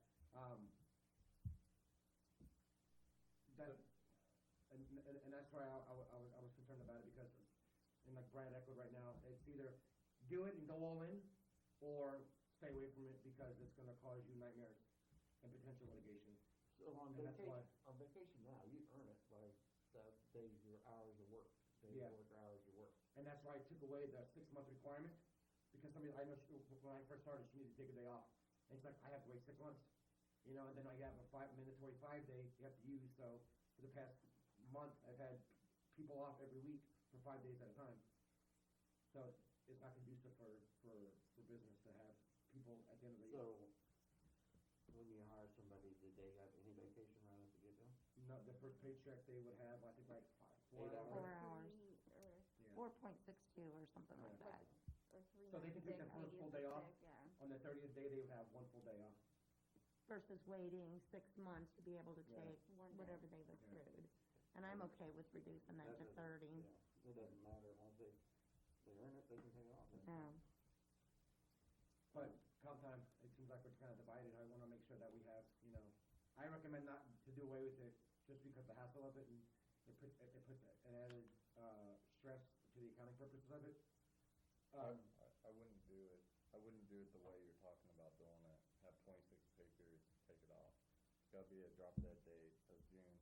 It worked great with KDOT. They give us 40 hours, up to 40 hours, and I mean, you're trying to attract 2 new positions right now,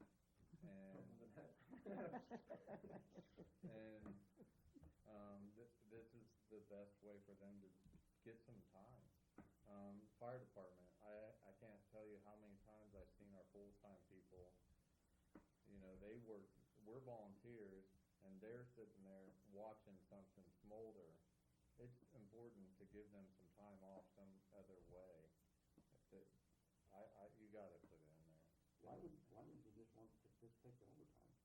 Because it's your choice to use it when you choose to use it. I mean, This is same with vacation time. I don't understand the difference. because know, you can build it faster. You Mm. can only build your vacation so fast. So now you give somebody who has 3 months in a chance to build a lot of extra time. So, you know, when Christmas comes, and when they want to do a family trip in June, they've only worked for 4 months. Now maybe they can take their family somewhere for a week. I've been jobs you don't get through your first year. I mean, I get it. We're trying to fill some voids and we're not filling them. Yeah, can you speak about it? I'm actually going to ask you about it on the conference. It is true that it will benefit the police department a lot because our guys have court, et cetera, that they do get overtime for, and they have the choice to take comp time. I can say from after working in cities where we were very unionized and had a strong backing that way, all of our positions were contractual, and I'm sure Brad could speak to that. When you have a contract, no matter what the city policy says, the contract applies to whatever bargaining unit that is. If our guys wanted to set up a union, I don't know what Kansas law is, maybe you could advise me on that, but if the cops wanted to form a union and they have the right to do so, it would affect that. It would affect them in regards to that. But as far as comp time goes, I know, and I'm sure you could correct me if I'm wrong, but I know my police department that I previously worked in, we had a lawsuit filed because comp time is time that's already earned and you can't deny time off, and you can't dictate what they use, whether it's vacation or comp time. That's what our lawsuit came to. So opening ourselves up to the litigation factor of even giving them the choice sometimes is tough. And I know a lot of people would rather take the money. that's just at least from the cop perspective. Cops do a lot of overtime, and they like the money. So I can't speak anywhere else, but I think contractually it could be a problem for if they ever decided to unionize or anything like that, because then we'd have to review that and get that approved as well if it doesn't mirror the city policy. So Thank you for that. Do you have any, I'm not a fan of comp time, but that's me. And that's based on the administration of it. I understand what Vance is saying. From the employee's perspective, it's viewed differently. You're the one getting the benefit. When you're dealing with it from the administrative side and tracking that and dealing with it and all of the other pitfalls and issues that arise from it, I just, I have no enthusiasm for it. But that's the answer I can give you. So, if you hire a new hire, can you put, I'll give you a week's vacation after 6 months or Sure. something extra in there? To compensate the new people that are coming to get some time off if needed. I mean, you can, but then that requires pretty much every new hire being able to bargain their vacation No, time. just set up, here's gonna do, if I hire you, you get so many days in the first. You mean like take their vacation time up front before it's secured? And then if they Yeah, depart and before after it's they secured, they get gotta pay through back? their probation or whatever, they start accruing their. He's talked about awarding them a lump sum at the outset. When they're hired, you will begin with a certain amount of vacation. Like we did for you in your position. We do that for management positions, but not typically for, entry-level positions. And I'm just throwing that, I don't know if it'll work with that, but it would, Wouldn't we then begin, like Brandon said, opening it up to bargaining for every city employee that's hired? Yeah. I would not I'm even. just, I think, like you said, comp time would be a mess, but. Commissioner Hartman, what do you think? That seems like a lot of work on their side again. Their side.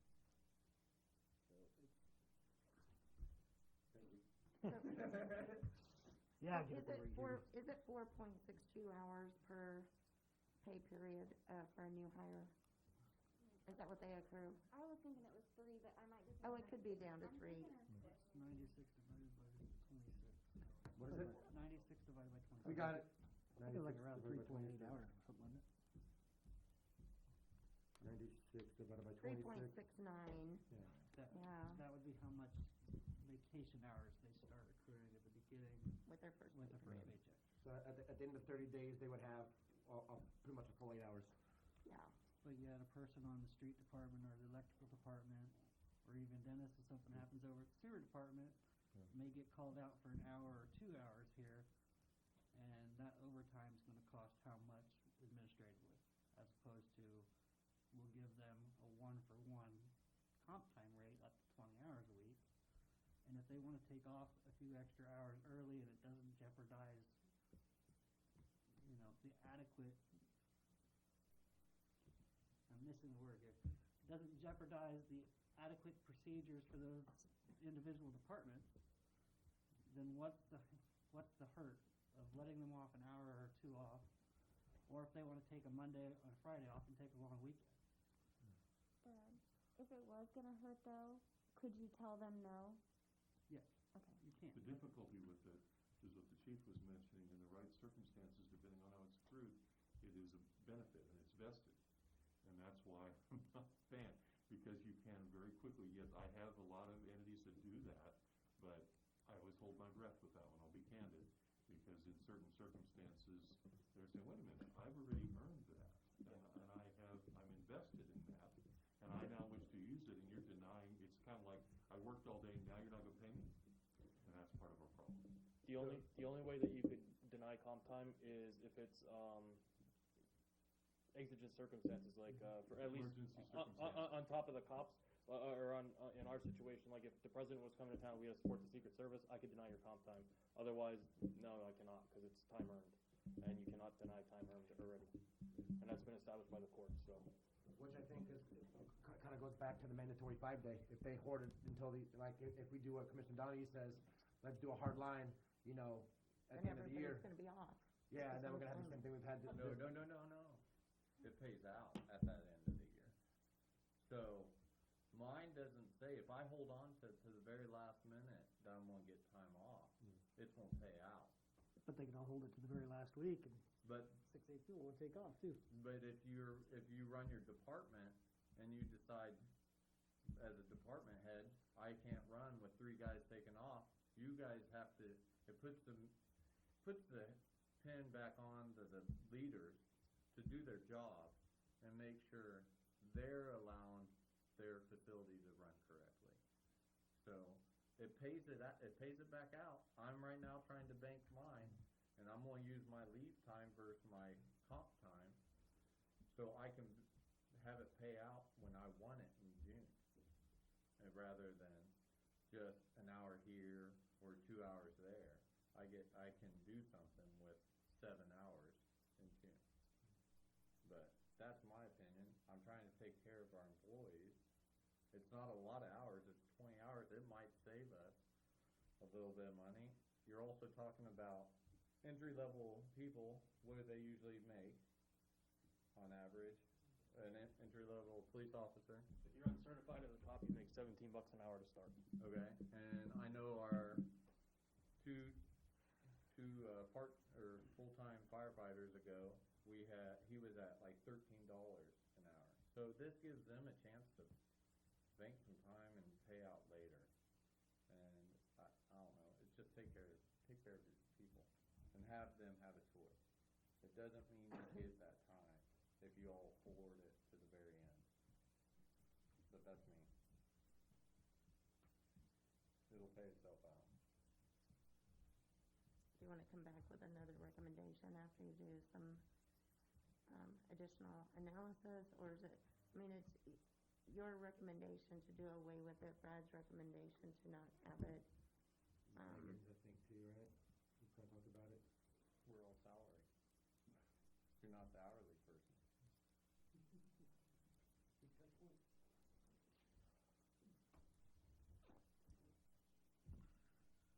Were you done with your comments? I could go both ways.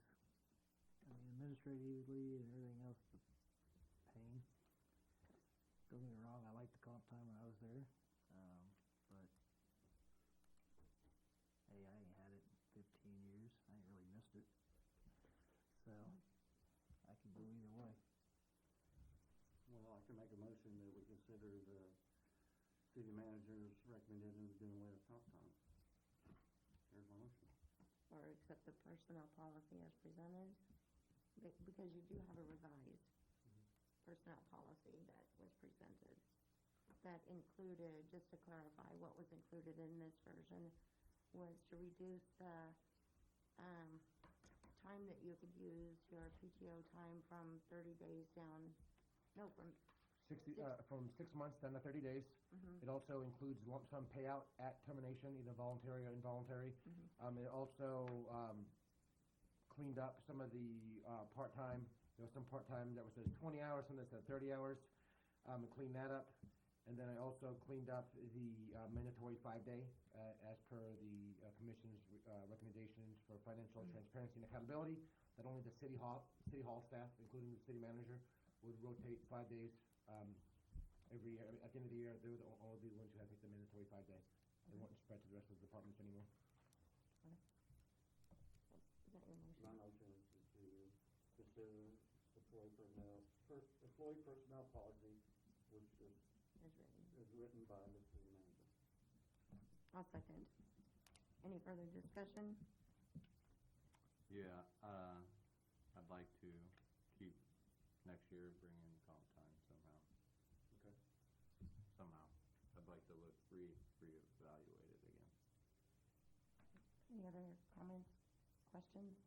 Noting on this policy, he's cleaning up a lot of these things too. Correct. Absolutely. Grammar, some formalities. Some that was left over that didn't get taken out from previous. Yep. And one more thing you did change was also the residency requirements, the USD. Yes, the USD 47, and I know Chief did some research on that. Can you speak to the Supreme Court or the lack thereof? Yes, it wasn't the U.S. Supreme Court or several state Supreme Courts. The U.S. Supreme Court refused to hear the case on several occasions and left it to the states to decide. Some states have it statutorily in their statutes. Some have it where it's left up to individual employers. So there is no U.S. Supreme Court case on it. It's each individual state has their own right. So we do have the right to do For the police officers. Right. This was, there was a question about forcing police officers to live in safety, and he wanted to, he went back to go look at that to see if that's something we can require. The only one that was in Kansas that ever had it be an issue was Kansas City, Kansas, and they ruled that they can't require them to live in the city, but they have to be within a certain response time, which living in the school district here is still within a certain response time because it's still about 20 minutes away to get to the border up by Woodbine. So now that's granted driving normal speed, but response time might be a little quicker than that. So Thank you, Chief. All right, thank you. Any other discussion? Megan? Commissioner Donahue? No. Commissioner Garris? Yes. Commissioner Hartman? Aye. Commissioner Bell? Aye. Mayor Bonnet? Aye. All right, item 15, discuss and consider payments through the website and associated credit card fees. I'll both be there. Okay, so, in your packet, you see, display invoice by vendor. Well, after doing some research, here at the city, and then also at some other, colleagues across the state, and from I think all of our personal experiences, when you pay online, energy bill or, you know, a telephone bill, there's a convenience charge for a majority of these transactions. Well, we are not charging that convenience fee to pay to our processor. So instead of having, say, $2,000 a month that's going towards a vendor that we charge on the top end, the back end of our bill, say you have a $100 bill, you pay 2.5% or $3, that would be flown through to the processor, so we're not taking money or revenue off our backs.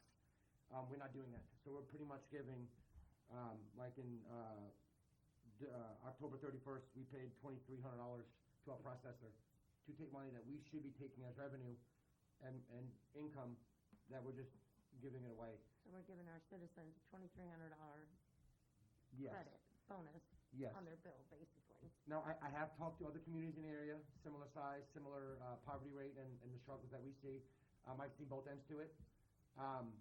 If we're not going to do it, that's okay. I recommend going forward with it because we're pretty much giving $2,500 a month to a processor when the industry standard is to collect that processing fee and then give it to the processor. So this motion would be for me and my city clerk to look for a processing agreement for credit card processing online through any kind of payments that are done on our website. Now, if they want to come and pay cash, that's the you're come here to pay cash. The convenience of paying by phone or online or with a credit card is going to be through that. Now, if it's ACH through your bank account, that's not a processing fee because there's no debit credit transaction. So this would just be something of a formality that would give take the city off the hook for paying that directly out of revenue. How much of a fee are you looking at per transaction? I would probably like to do maybe just a standard 2.5% to 3%. I think 2.5% is fair. I know most data processors are going to charge between that 2.5% to 3%. I would like to start at 2.5%, but if the contract sees it's 3%, I would come back and ask the commission for support to go to 3%. But I feel with the current climate and most contracts in the industry, we can probably get about 2.5% processing fee. What does that mean? That means if it's a $100,000 bill, that 2.5% is going to be a lot more than somebody who's going to pay 2.5% on an $8 bill. We can also have $3 or $4 convenience fee, but then there's an inequity in terms of somebody with a $1,000 bill paying $4 versus somebody who's struggling paying $4. Whatever the process fee is, that's what you, Yeah, and that's what I would love to do that. So whatever. And that's what he's looking into. He doesn't have that exact amount. Exact number, but if we pass the budget, whatever the process fee is, he's not surely not going to go for 6 1. He could do it 2 1. No. I would go for the lowest possible, but I want to make sure that the city isn't dipping in paying earned revenue to something that should be offset for a convenience to the payer. I think you need to talk to who we bank through first, because usually they offer that, better deals, yeah. and they'll give you your best rate. Okay. Well, I would make a motion to authorize the city manager to consider options for associated with credit card fees. I'll second it. Any discussion? Megan? Commissioner Donahue? Aye. Commissioner Garris? Aye. Commissioner Hartman? Aye. Commissioner Bell? Aye. Mayor Bonnet? Aye. Item number 16, discuss and consider KDWPT Competitive Development Grant at Weeble Cove. Thank you so much for that, Mayor. So before I came on board, Street Superintendent Leo Slazner was working on a grant to restore some of the boat ramp area resurfacing at the Herington Reservoir. He did receive approval from Kansas Department of Wildlife and Parks for 66 to 34% match, with the 66% coming from the state and us being able to afford the other 34%, which is a little under $21,000. Just seeking approval. You see on there's maps attached to your packet on the areas that would be resurfaced through the grant program. So we actually were awarded the funds, and correct? Yes, but there's nothing I can find in the minutes that approve this. Right. It was discussion, I guess, in late meeting. Right. So we were actually awarded the funds, and but if we want to proceed with accepting that, we would be agreeing to our portion, which is $21,000. Yes. And this money has to be used by, we have to pay that. Yeah, it has to be billed out by the March 2022. Yeah, March 2022. So we still have, what, a year and a half that we could use? We could put it in our budget. Yes, it says, all expense. invoices must be submitted by March 2022, and the project completion date approximately is July 2021. Okay.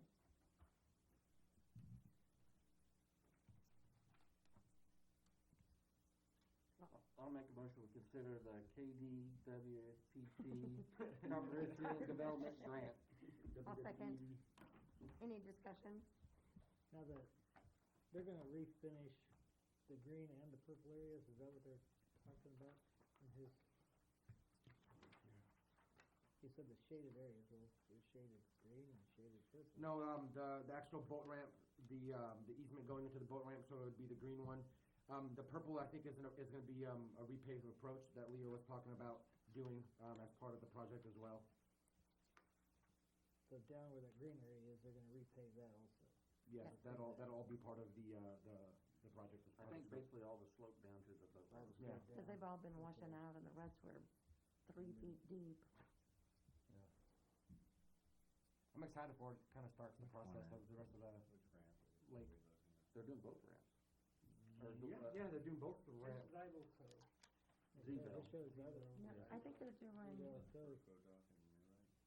what's number one? Yeah, item one, my bad. So item one is gonna be the fine grading, and then item number 2 is gonna be the asphalt pavement. So it's gonna be this one right here, then, yeah, so I guess both of that. So that's the whole project. My mistake. The green and the purple. So the purple is just the fine grade, and Yeah. the green is the asphalt. My mistake. And I think there might be another opportunity coming soon to do, what's number one? Whatever number one is, that code. That is All right, and what's number 3? third boat dock, Kent's Point. Kent's Point, okay. That's on the list for the next go-around for future, because that one's bad, too. Okay, so there's a motion and second. Any other discussion? Megan? Commissioner Donahue? Aye. Commissioner Garris? Aye. Commissioner Hartman? Aye. Commissioner Bell? Aye. Mayor Bonnet? Aye. Item number 17 is discuss and consider cereal malt beverage licenses. We have 3 that, these are their annual renewal of their liquor license, if you will, and it's for Pizza Hut on Highway 77, Pride on West Walnut, and Uncle Bob's Bowling Center on West Main. Have all produced applications to renew their liquor license for 2021. I think in the past we wanted to do each one separate. Okay. So is there a motion to approve? I'll make a motion to approve whatever I can read.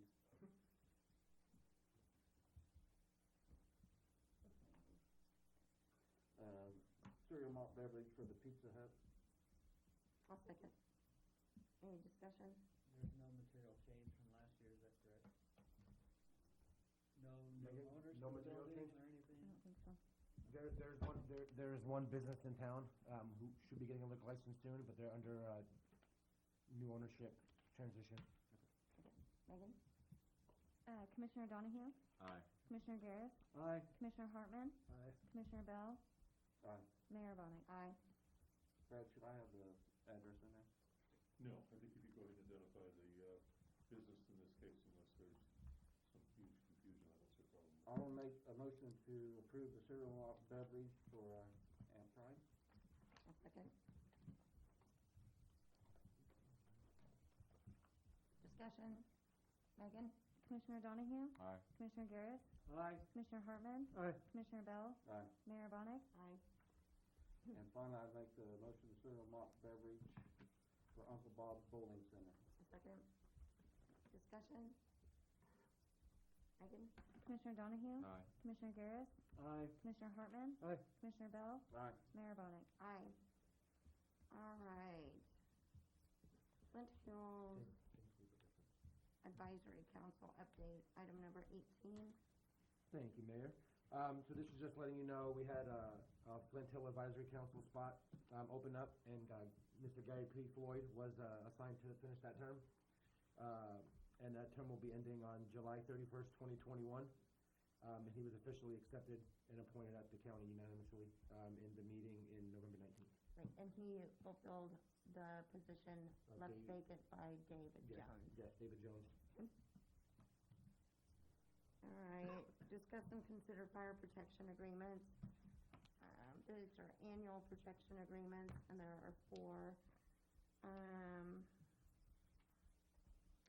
Let's see, make sure I got this right.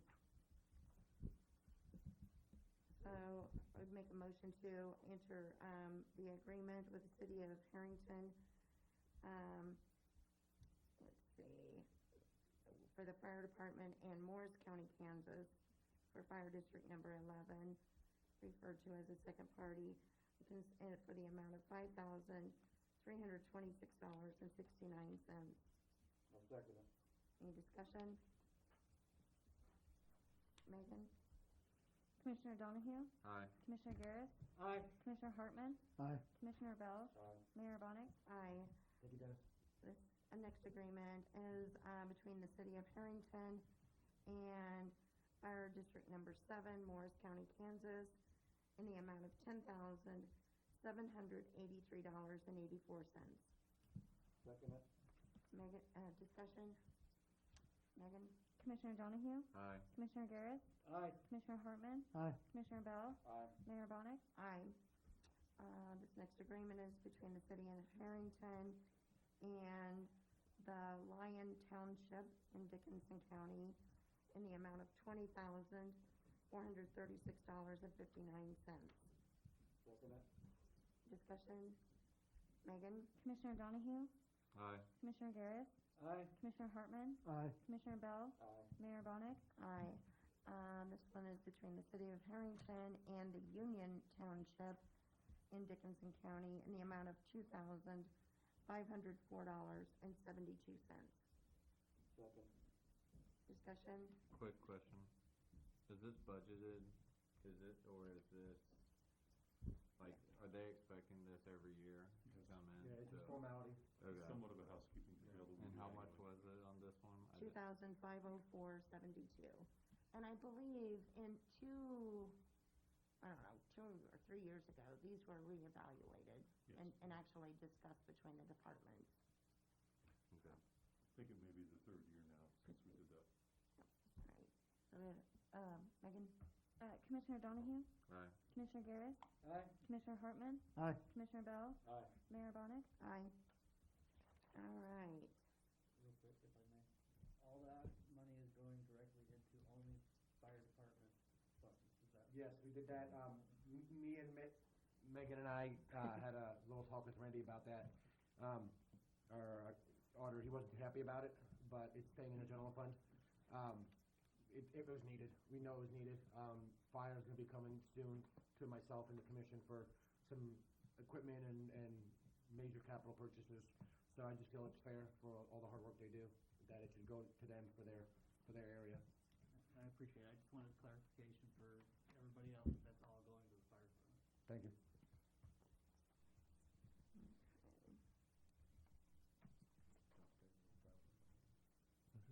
Okay.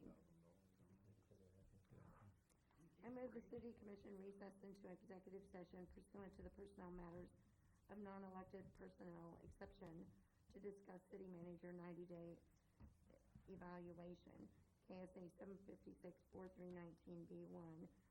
To begin with, the governing body, and we'll call the city manager in when appropriate, and ask the city attorney only if needed.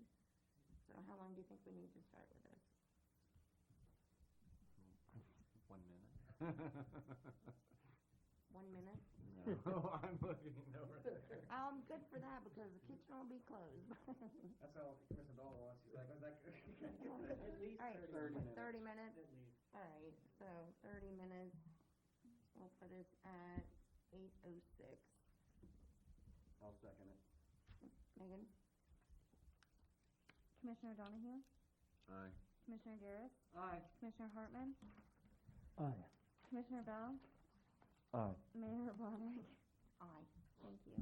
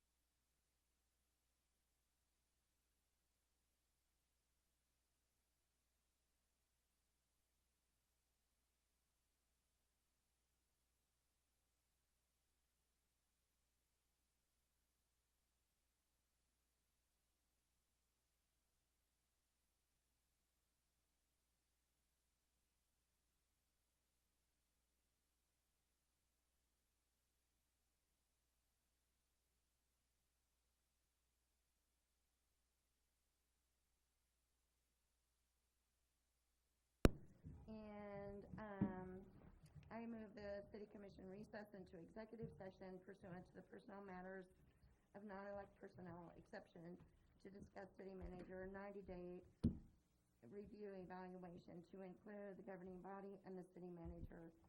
To resume Page 20. 8:17. Okay. Okay? Second. Megan? Commissioner Donahue? Aye. Commissioner Garris? Aye. Commissioner Hartman? Aye. Commissioner Bell? Aye. Mayor Bonnet? Can we let the city attorney go?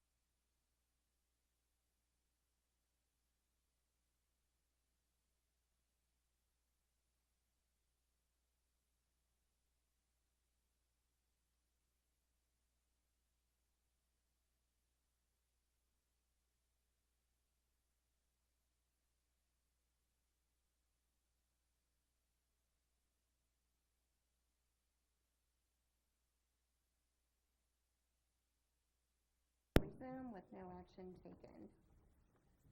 All right. City manager. Yes, thank you, Mayor. Just kind of wanted to give a couple updates. As you're privy to, the lake, there's progress on the lake. We should have a conception, a high-level conception with Chuck from the EDC, as well as the partners, hopefully tentatively to happen the first meeting of January with Chuck and his team. So I'm looking forward to that. I'm thinking we'll do some revisions to that and see how it looks, and hopefully bring something to the commission, probably the first quarter, hopefully around February, from what my grasp was. Staff updates, we've lost quite a few people, with some turnover in PD. We've lost 4, 2 in the electrical department and 1 in Hilltop. So we're doing a pretty massive hiring crunch with that, as well as the open position of the neighborhood enforcement officer. So hopefully by the middle of January, we'll be hopefully back to fully staffed, if not the end of January. And then we sold a lot in Logan Point. Yesterday it was 1426. Yeah, so we have a lot sold, and they already have a manufactured home being ready to be set on it sometime in March. So. Cool. Good deal. That's it. All right, Dan? I have nothing. Eric? I'll just put it on my shoulders. I appreciate it. So there's going to be a lot more work that we still have to do on several different things. I won't get the opportunity to be but a hinder and a nuisance to members of the commission and others involved. But hopefully, we can stay on track with all that. I appreciate all the work that you guys have been doing leading up to it and including on everything else. That work's not gone unnoticed by anybody. So it's slick out. We need to get other people on the road. I'll reserve any other comment till next time. No, I'm good. I'm good. I have some wonderful news. So, the Dickinson County Foundation put out some grant opportunities to help benefit with the COVID kind of situation. And they reached out to the FRE and the group that was in on that meeting. We submitted the grant. We were awarded $3,000. 500 of that is going to go to the school, but $2,500 in $10 chamber buck increments is going to the police department to hand out to citizens that they see that are wearing their masks appropriately when they're going into any facility or anything like that. But the campaign is titled Campaign Kansas Beats the Virus, and so we're pretty lucky that we got $3,000 to pass around to citizens that are doing the right thing. So it's a positive reinforcement for the police officers to show the community that they're the good guys, not always handing out fines and tickets. This time they're going to be handing out $10 chamber bucks to citizens. So, anything else for the good of the community? I move to adjourn. Second. Commissioner Donahue? Aye. Commissioner Garris? Aye. Commissioner Hartman? Aye. Commissioner Bell? Aye. Mayor Bond?